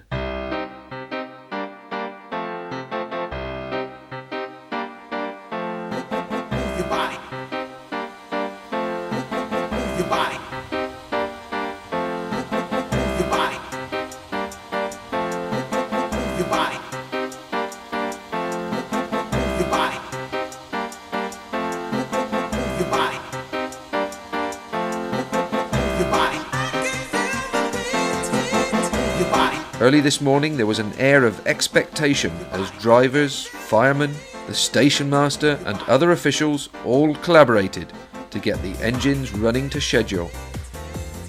Just 24 hours earlier, the chances of getting Black Prince in steam seemed debatable, but the tenacious spirit that the members of the Gloucestershire-Warwickshire Railway are famous for won the day. 3205 has also done a superb job, giving hours of pleasure to visitors of all ages, from the tiny tots waving Thomas the Tank Engine flags, through to nostalgic grandparents sharing a little of their youth with the generation of tomorrow. The GWR has also had a training exercise to complete aboard 3205, as a trainee fireman has been going through his final tests. After a great deal of work, all has gone well today, and his examiner and colleagues are all delighted that he's passed with flying colours.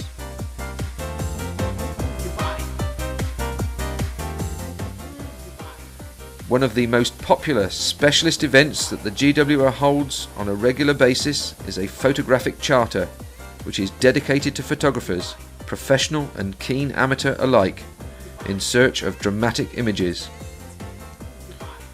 There are also special engine driving days available for the many enthusiasts who've always wanted to drive a train, with both diesel and steam on offer, and there is a pleasingly high percentage of regulars who come back year after year to enjoy the thrill of the footplate.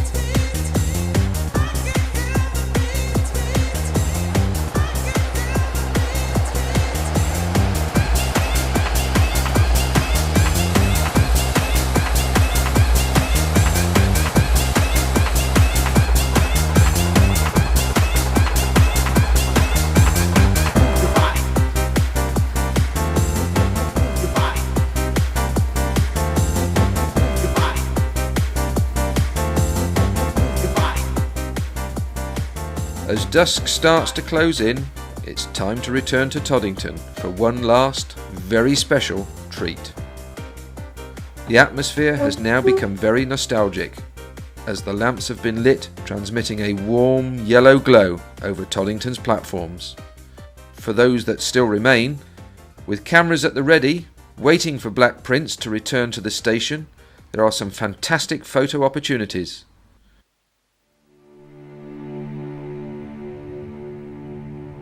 By the time the familiar whistle is heard, letting everyone know that Black Prince is on the way, it's almost completely dark. Whispers have also started about the identity of David Shepherd's guests, and, for most railway enthusiasts, the opportunity to get a photograph of him, guiding his own unique engine back into Toddington, is well worth the wait.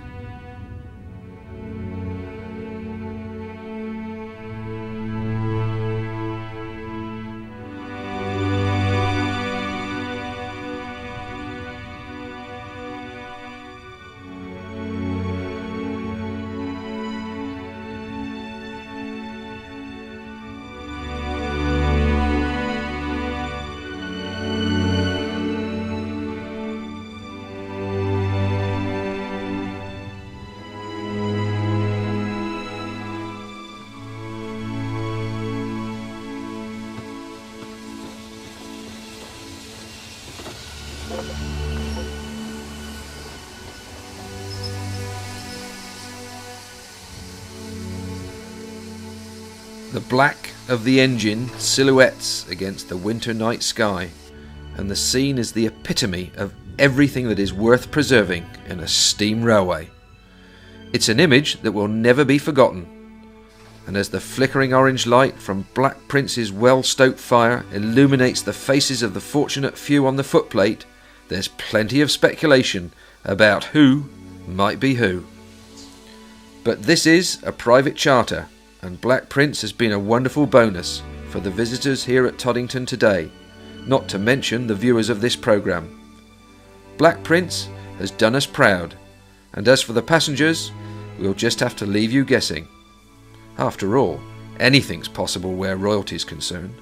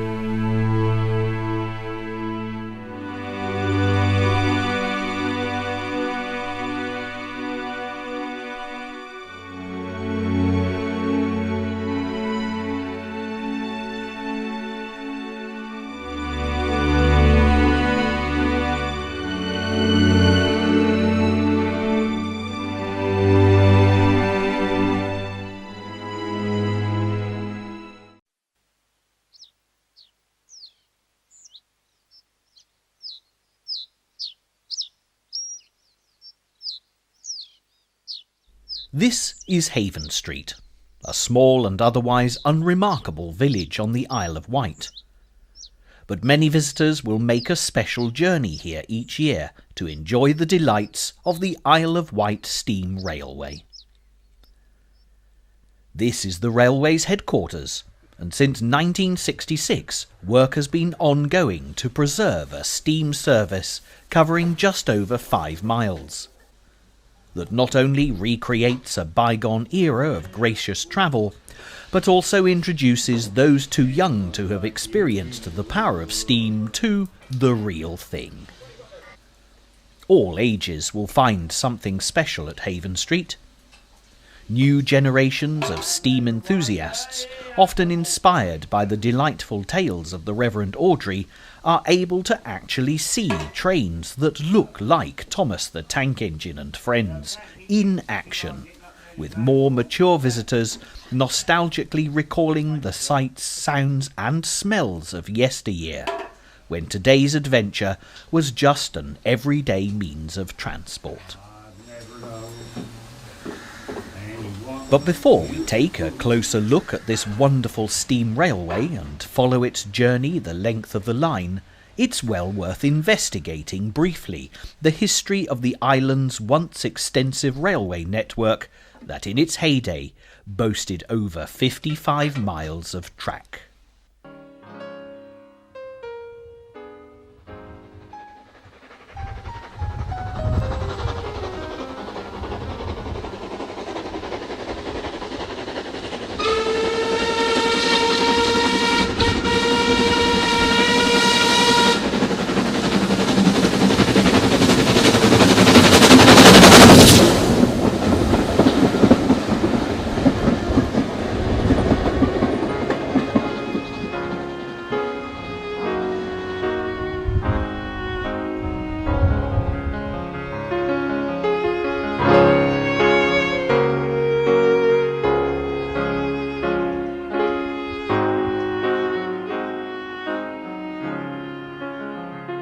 For most people, the Isle of Wight is strongly associated with Queen Victoria, whose country retreat, Osborne House, is open to the public today.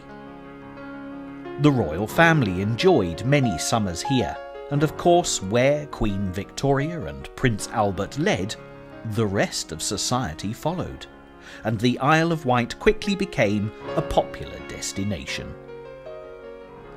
As the great new railway age dawned, an initial stretch of line opened from Cowes to Newport in 1862. It was the year after Prince Albert died, and Osborne had become Queen Victoria's favourite royal residence, bringing many distinguished guests to the island, and it was here that she died in 1901.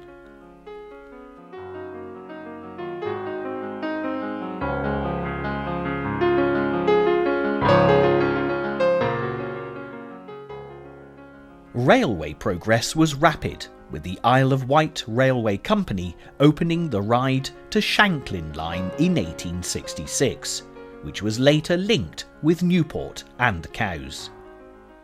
Since 1814, Ryde had been in possession of a superb half-mile-long pier for ferry passengers, and when the railway arrived, travel around the island improved significantly. By the turn of the century, all lines were completed, with regular services linking Bembridge, Sandown, Ventnor and Freshwater to the major towns of Ryde, Cowes, Newport and Shanklin. With Freshwater on the railway map, out on the west coast, access was improved to the world-famous Needles Headland and Alum Bay.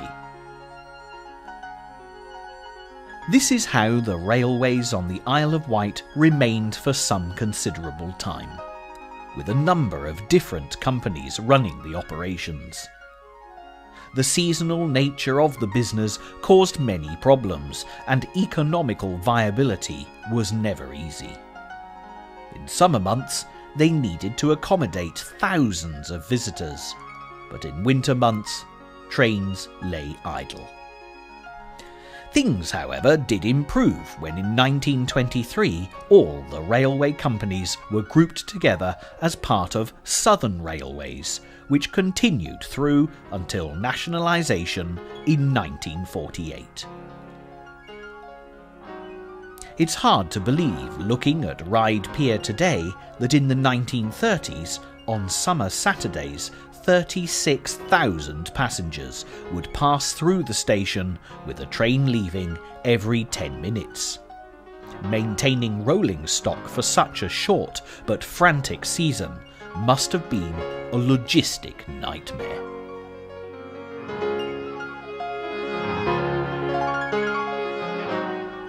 But worse was to come, as the number of family cars increased and holiday makers used the trains less. Making sufficient profit through the summer months to run the network through the rest of the year became more and more difficult. Inevitably, there were significant closures of unviable lines, and this was happening long before the much maligned Dr. Beeching turned his attention to the Isle of Wight.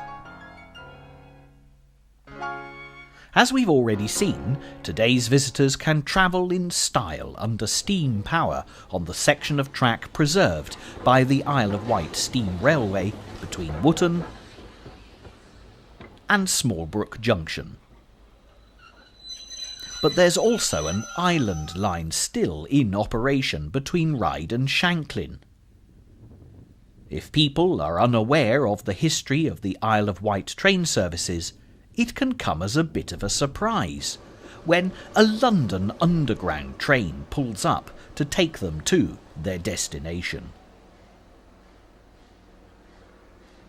For over a century, the Isle of Wight Railways operated a fleet of antiquated tank engines and outdated carriages, acquired second-hand from a wide variety of mainland railway companies. And when steam ceased in 1966, surplus London Underground stock seemed a good alternative, and the 8.5-mile section from Ryde to Shanklin that remains in use today was electrified.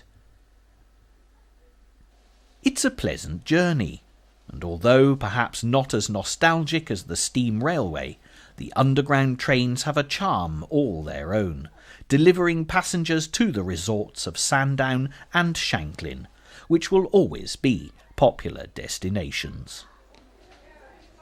The Island Line also has enviable official recognition as Britain's most punctual and reliable rail service.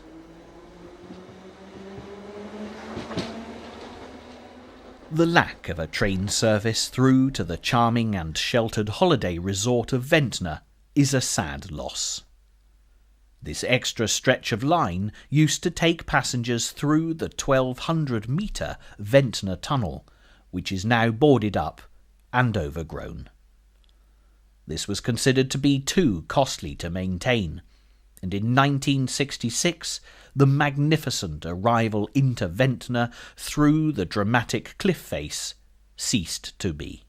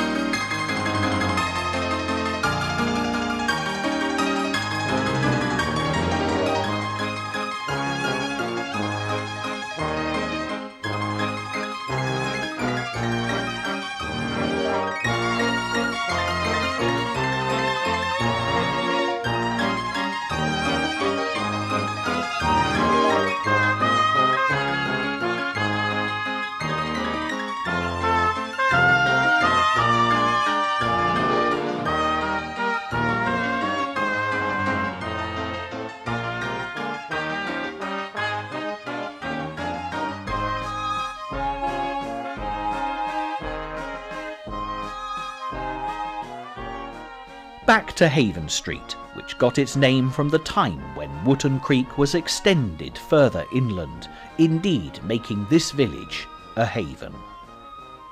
The dictionary definition of haven is a place of safety, and for the future of steam travel on the Isle of Wight, the name is still equally as appropriate today. The atmosphere is evocative of an age long past, and visitors are treated to a delightful bygone scene. Haven Street Station is unusual in more ways than one, but the most noticeable feature is the building not being at platform level. This happened when it was rebuilt in 1926, following the installation of a passing loop. The other buildings, including a souvenir shop, Granny Winter's Pantry, and museum, have all been built or restored in keeping with this style. The maintenance depot is also here, and there's a remarkable selection of engines and carriages. Early morning, and steam is already rising. Today, Calbourne will be in service for a busy half-term holiday 6-train schedule. This LSWR Class 02 locomotive, built in 1891 at Nine Elms, has a very special place in the heart of the IWSR, because she was the very first acquisition of the original White Locomotive Society back in 1967 for the princely sum of £900. Remarkably, Ken, her driver today, worked on Calbourne while she was in mainline service. Senior drivers were assigned to a specific engine, and Ken and Calbourne were only parted when the main line was electrified in 1966. He knows every nook and cranny of this magnificent locomotive, and his delight at being reunited with his old friend is evident as he goes about his well-practiced duties. The only difference being that nowadays he does so as a volunteer.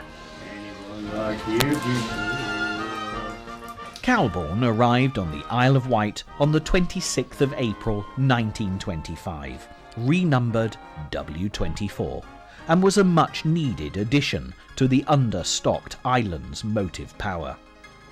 Decked out in the colours of Southern Railways, exactly as you see her today, Calbourne operated in such splendour until nationalisation brought the black livery and BR crest of British Railways.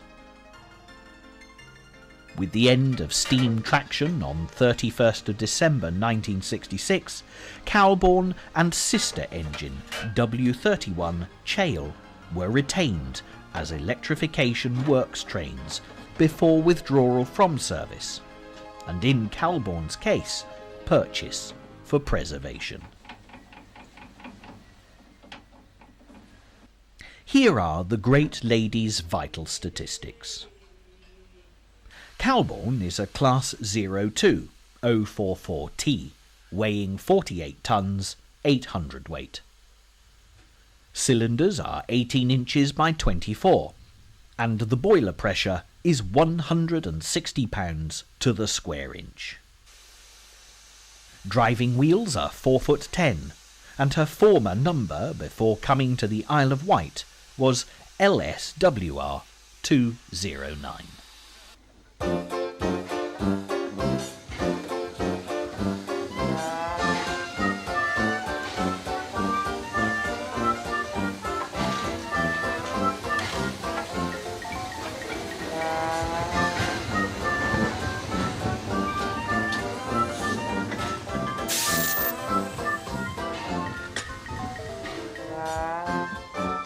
Hours later, and preparations are complete.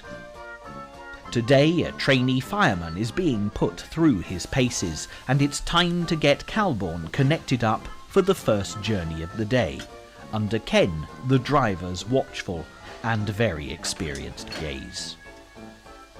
The first visitors have also started to arrive, and the pressure is on. Not bad for a beginner, but the wise old words about practice making perfect spring to mind. The Isle of Wight Steam Railway is a great place for youngsters who've never experienced steam as a working transport system to actually learn the skills required. To become a steam engine driver from scratch takes a great deal of dedication, and the process can start at the age of 16 by joining as a cleaner. But it'll take at least 2 years to swap an oily rag for the much prized fireman's shovel. An intensive period of training will then follow, often taking years, leading to examinations and the eventual proud passing out of a fully qualified driver. Great to know that the age-old dream of becoming an engine driver is alive and well, safely preserved as part of this very special steam railway. Haven Street is actually located in the middle of the IWSR line. The reason for this is the fact that at the outset trains were operated between Wootton and Haven Street, covering about 2 miles of track. As the Steam Society developed, opportunities arose to extend eastwards towards Smallbrook Junction to form an interchange with the then Network South East Island Line, running between Ryde and Shanklin. This 3.5 mile extension has proved to be extremely popular, and of course trains today run to both the east and the west from Haven Street. For the purposes of this programme, we'll be taking the journey from Smallbrook Junction to Wootton, stopping along the way to take a look at places of interest. We've chosen to take you in this direction because Calbourne will be operating Smokebox first. This means that she can be viewed front on. The traditional image that you would expect to see of a steam locomotive. However, she does function equally as effectively bunker or tender first.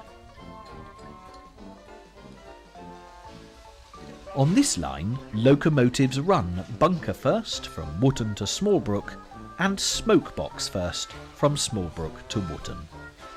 This is a single track line and there is no turntable, so it's impossible to turn the engine without literally lifting it off the tracks.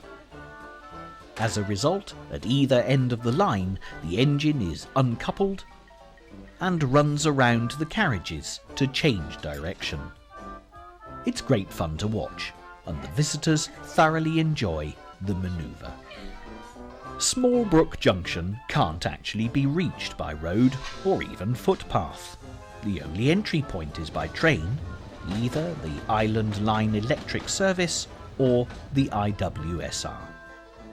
Although this interchange station didn't come into being until the 20th of July 1991, there was always a junction here where the Ryde to Ventnor and Ryde to Newport lines diverged, which in times long past was rather isolated for the solitary signalman. Not that this was ever an issue during the busy summer months during the heyday of rail travel. The signalman had little time to do anything but see the island's frequently arriving and departing trains safely on their way. During winter months, when there was little traffic, the signal box was switched out, with the up and down lines to Ryde operated as 2 parallel single tracks.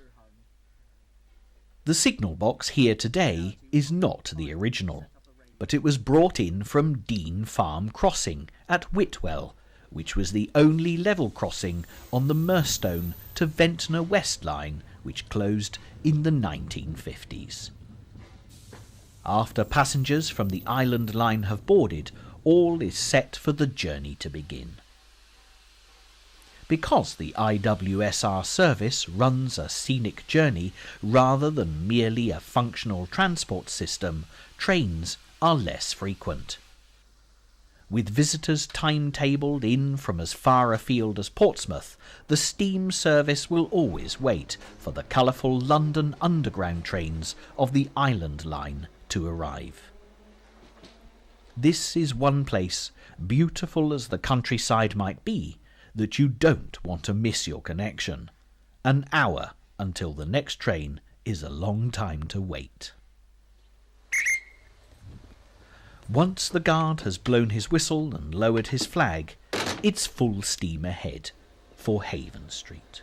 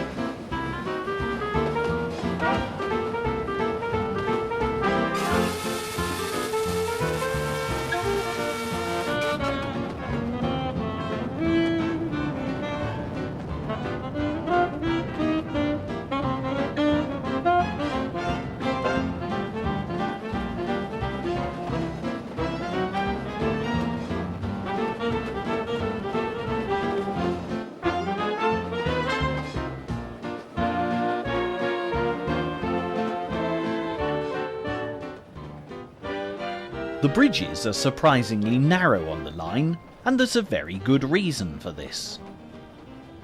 When James Brindley was building canals some years before the railways came into being, he devised a style of bridge that was extremely economical. By keeping the bridges as small as possible, they are often described as being miniature. Costs were kept to a minimum, and the same theory was applied here.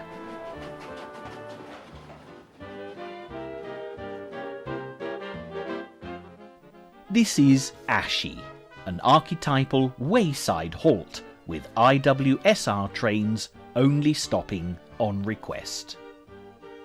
There are very few stations on any line that actually have platforms that need mowing, but this is one of them. Also, you immediately notice that a great deal of clearing has gone on along the railway embankment, a testament to the extreme dedication of the IWSR's working parties that turn out in all weathers to keep the route maintained to their very high standards. All is quiet and peaceful here today. Ashy Halt is only accessible by footpath, and even the station has passed into private hands. It's been tastefully renovated and still proudly bears the name Old Station House, with the original Ashy nameboards just visible through the garden fence.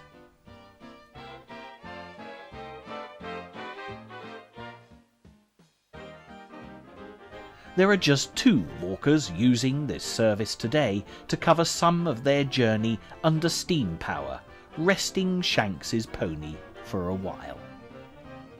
In the summer months, it's quite a different story, with many people taking advantage of Ashy's unspoiled location in the heart of the countryside to take time out from their ramblings.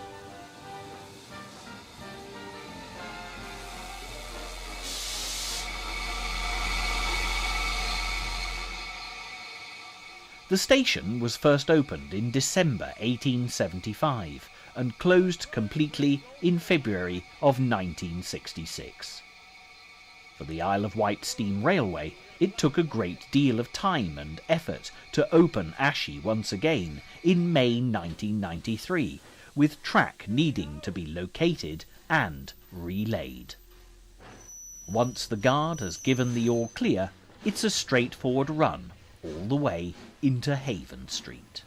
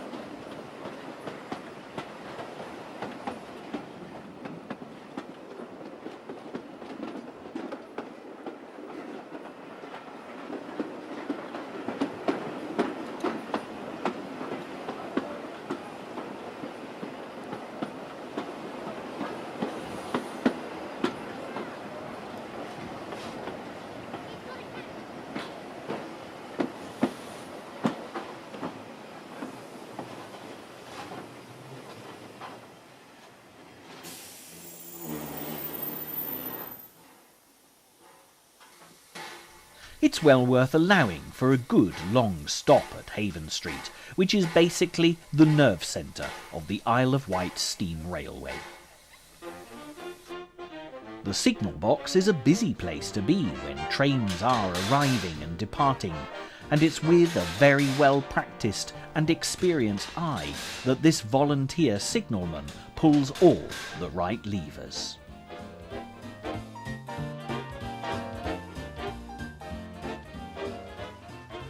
With the benefit of being able to actually peep behind the scenes with the camera, it's possible to take you to look at some of the many treasures that are not always on display. The engines and carriages in use on any given day are variable. After all, the locomotives are well over 100 years old, and despite an efficient engineering team, you can never predict exactly what's going to happen. Out in the yard today, there's plenty of fascinating rolling stock. Some awaiting the tender loving care of restoration, with other examples in immaculate condition. A prime example of a job well done is Newport W11. Popularly known as a terrier, Newport is the most famous Stroudley Class A of them all. Also in pristine condition is 198 Royal Engineer, one of the famous Hunslet-designed austerity-class locomotives built for the Army in 1953. This historic locomotive doesn't actually belong to the IWSR, but has been on loan here from the Royal Corps of Transport Museum Trust since 1992. Hidden away inside the engine shed are even more treasures, including another terrier, Freshwater W8, which has equally as fascinating a history as Newport. Built in 1877, this engine operated on the London, Brighton and South Coast Railway before being transferred to the new Lyme Regis branch in 1903. By 1913, the Isle of Wight Railway ceased to work the Freshwater, Yarmouth and Newport line, and the FYN suddenly found itself in desperate need of locomotive power, so the then 734 was shipped to the Isle of Wight on hire from the LBSCR. She remained on the island, receiving the name Freshwater in 1928, before returning to the mainland in 1949, and eventually being withdrawn from service in 1963. It took until 1979 for Freshwater's eventual return to the Isle of Wight, and fully restored, this much-loved engine triumphantly returned to traffic on the 21st of June 1981.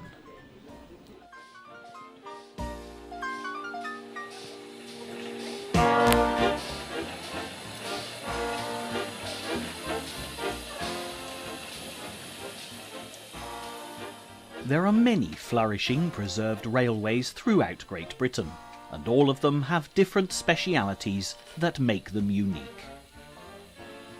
In some instances, the character is built upon the original purpose of the railway, and a perfect example of this is the Dean Forest Railway in Gloucestershire, where the region's coal mining and iron-rich heritage sets the mood for what is becoming a remarkable piece of railway history.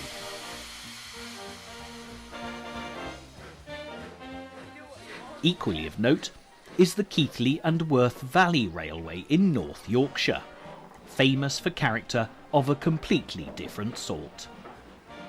This line runs through the little country town of Haworth, where thousands of visitors from all over the world flock each year to see the parsonage home of the literary Bronte sisters.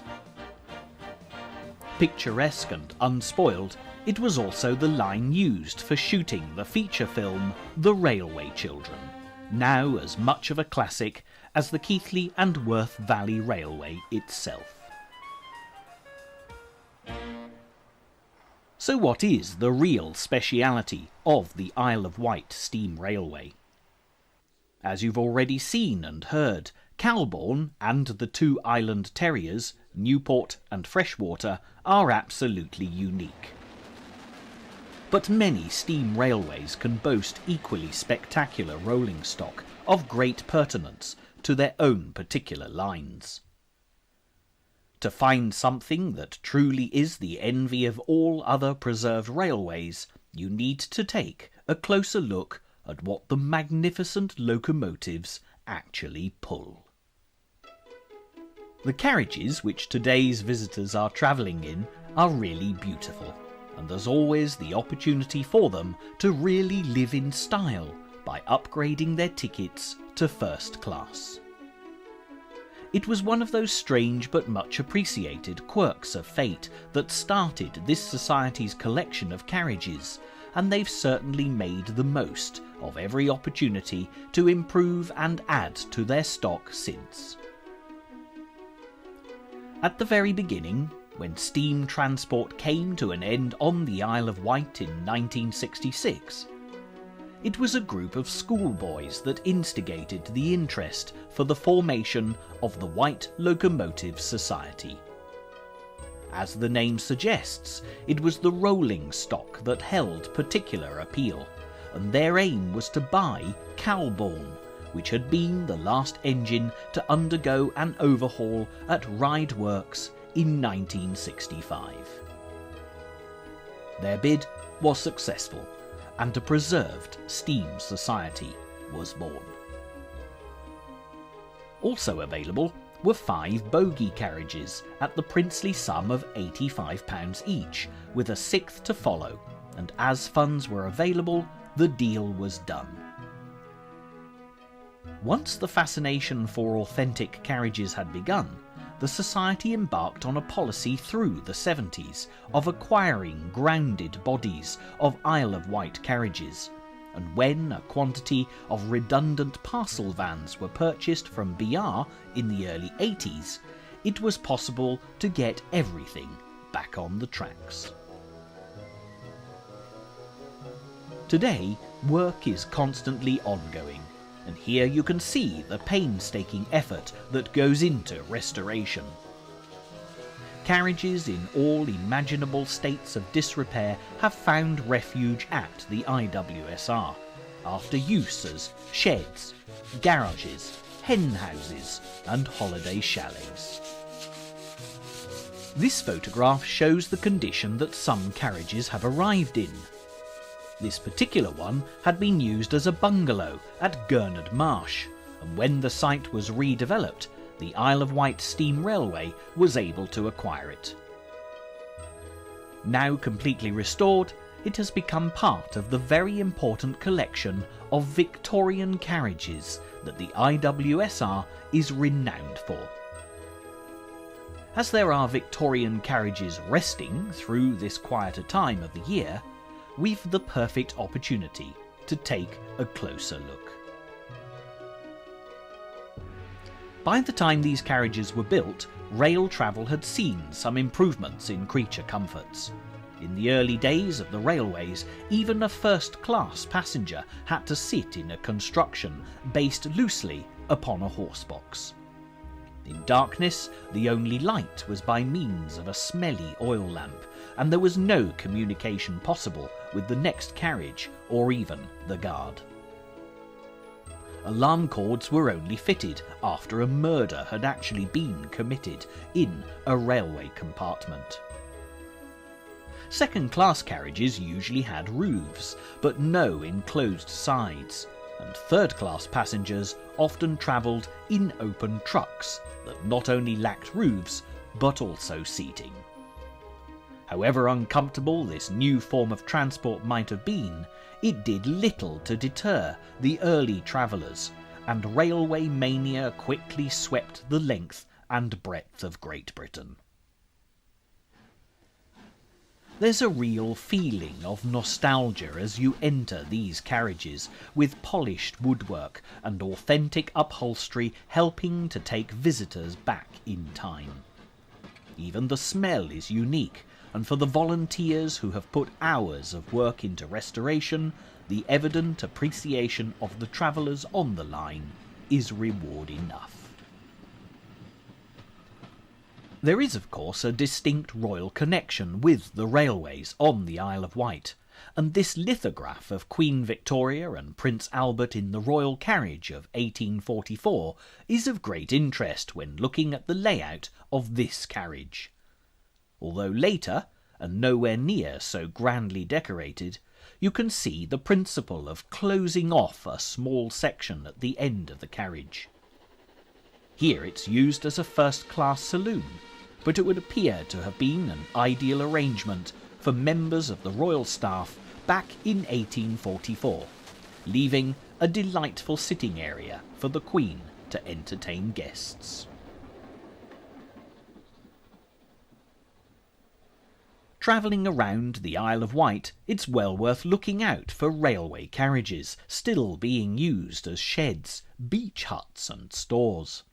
However, the policy of the IWSR is to, wherever possible, acquire and return old carriages from the original island railways back into service. So don't be surprised if even the most dilapidated-looking specimen finds its way back to this very special steam society.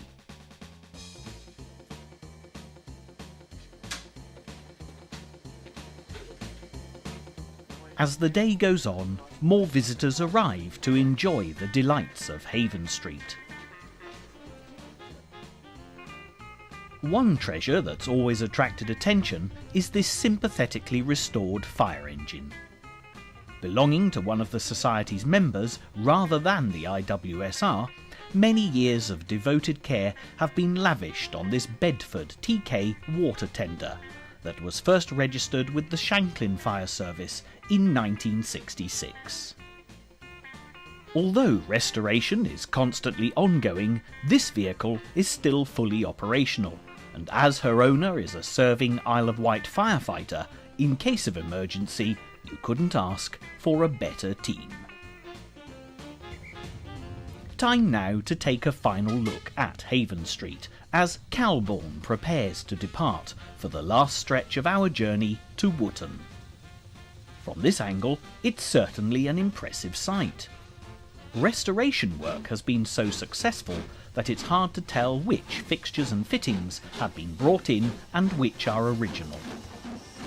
The water tower looks as if it stood here forever, but in fact in former times it was located at the northern end of the Down platform at Newport Station. Haven Street today is a small rural village and would in no way justify a station of this size, but the fact that between 1886 and the 1920s the Haven Street gasworks stood virtually where the IWSR's works shed can now be seen explains the previous importance of this beautifully preserved location.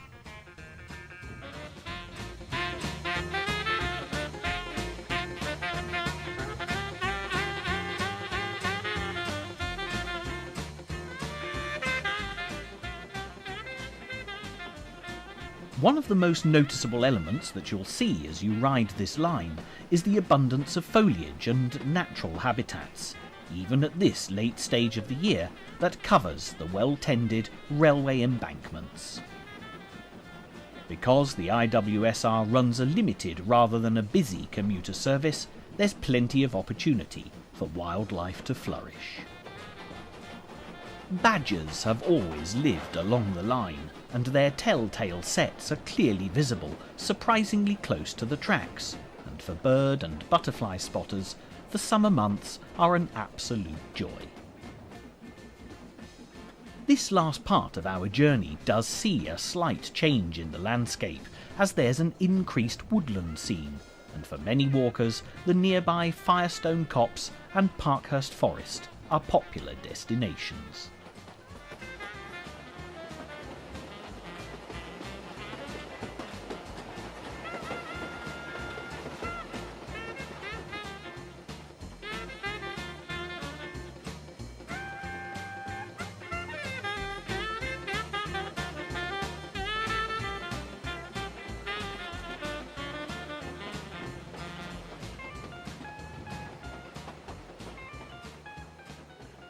As Calbourne pulls into Wootton Station, the landscaped view gives every impression that this has always been the end of the line, providing a simple country terminus with a charming rural atmosphere. However, this has been a major work of restoration, as Wootton was one of the earlier stations on this line to close. Although the reason for closure was mainly due to the forces of nature, with a bank of constantly moving, water-laden clay opposite the platform requiring diligent monitoring, the closure of Wootton was without doubt preempted by the closure of Whippingham Station, the next stop along the line. So before taking a closer look at Wootton, it's well worth travelling by road to find the remains of Whippingham Station, and discover why this long abandoned railway treasure is such an intrinsic part of the Isle of Wight's fascinating history. This picturesque footpath is where the tracks of the Cows to Ryde line used to run, and today it takes some considerable delving through the undergrowth to find any trace of the old platform. The station house is now in private hands and has been lovingly restored, despite the fact that after the closure of the line at Whippingham, it fell into disrepair and was in a poor state for many years. Whippingham Station was first opened on the 20th of December 1875 for a very important purpose. It was to be the private station for the use of Queen Victoria and members of the royal household and their guests en route to Osborne House, just 2.5 miles away, towards the mouth of the Medina Valley. Prince Albert designed Osborne as a country retreat, and his admiration of Italian architecture is evident.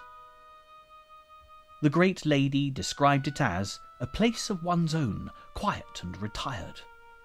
And she certainly came here to escape the pressures of royal life. It was the perfect holiday home, with the many royal children greatly enjoying their own Swiss chalet in grounds as a playhouse, which still stands to this day in the beautifully landscaped grounds.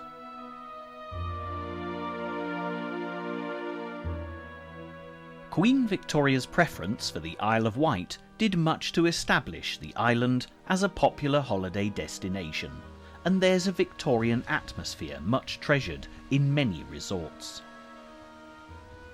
A short detour into the village of Whippingham and a visit to the Church of St Mildred will reveal the most tangible examples of the royal family's influence in the area.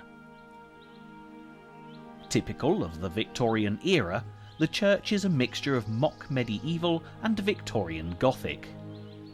There's been a church on this site since medieval times, and in 1804 it was rebuilt by the great architect John Nash, the man responsible for the remarkable onion domes of the Brighton Pavilion and the enlargement of Buckingham House into a palace.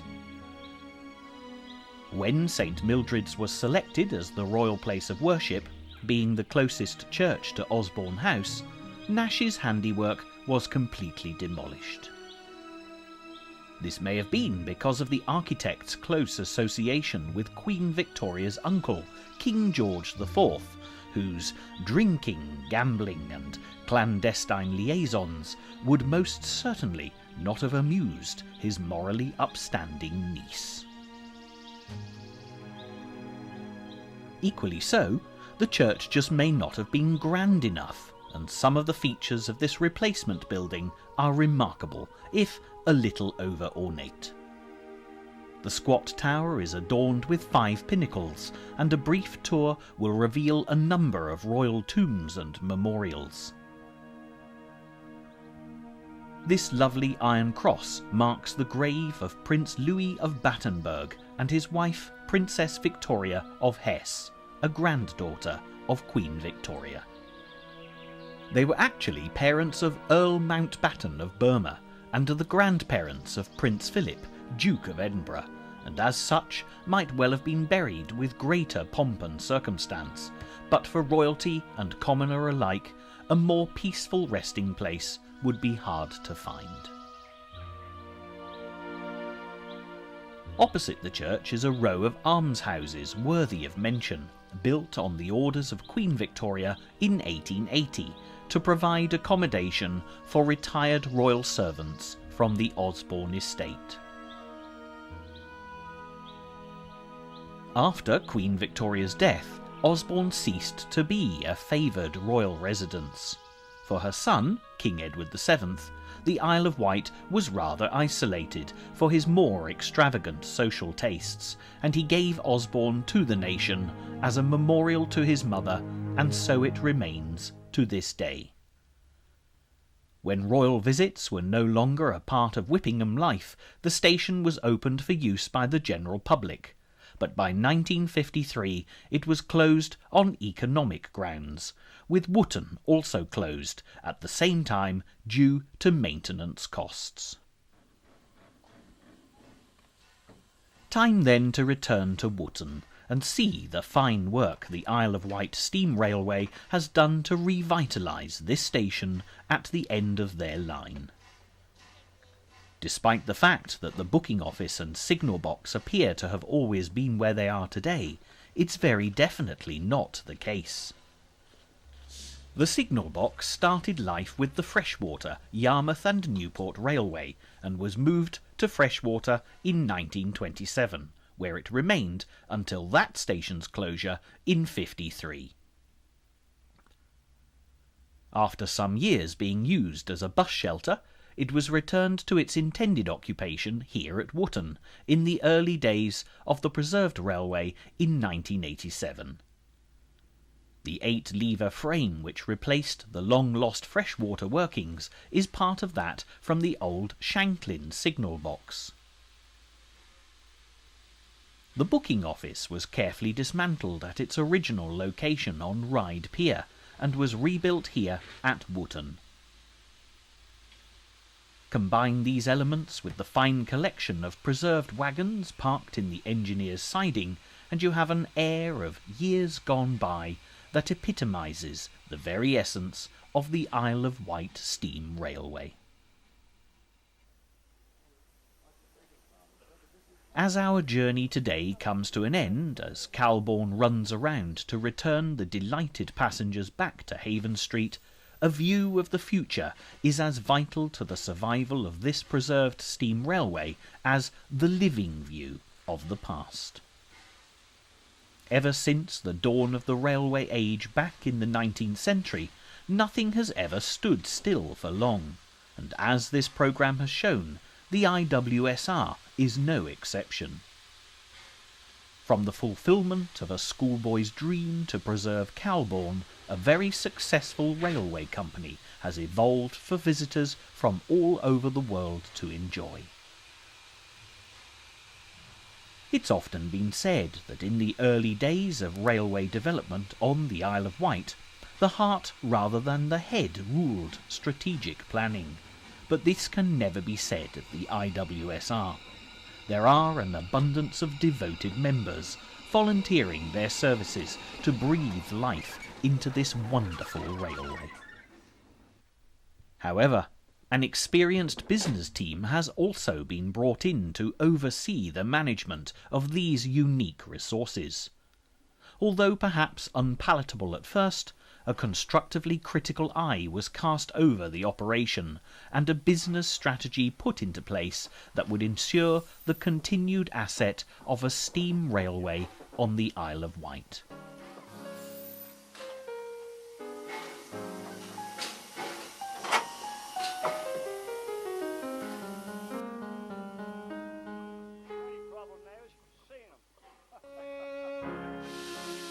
The future is bright, and at present the IWSR is fundraising for a new carriage and wagon workshop which will allow them to continue their first-class restoration and maintenance of rolling stock.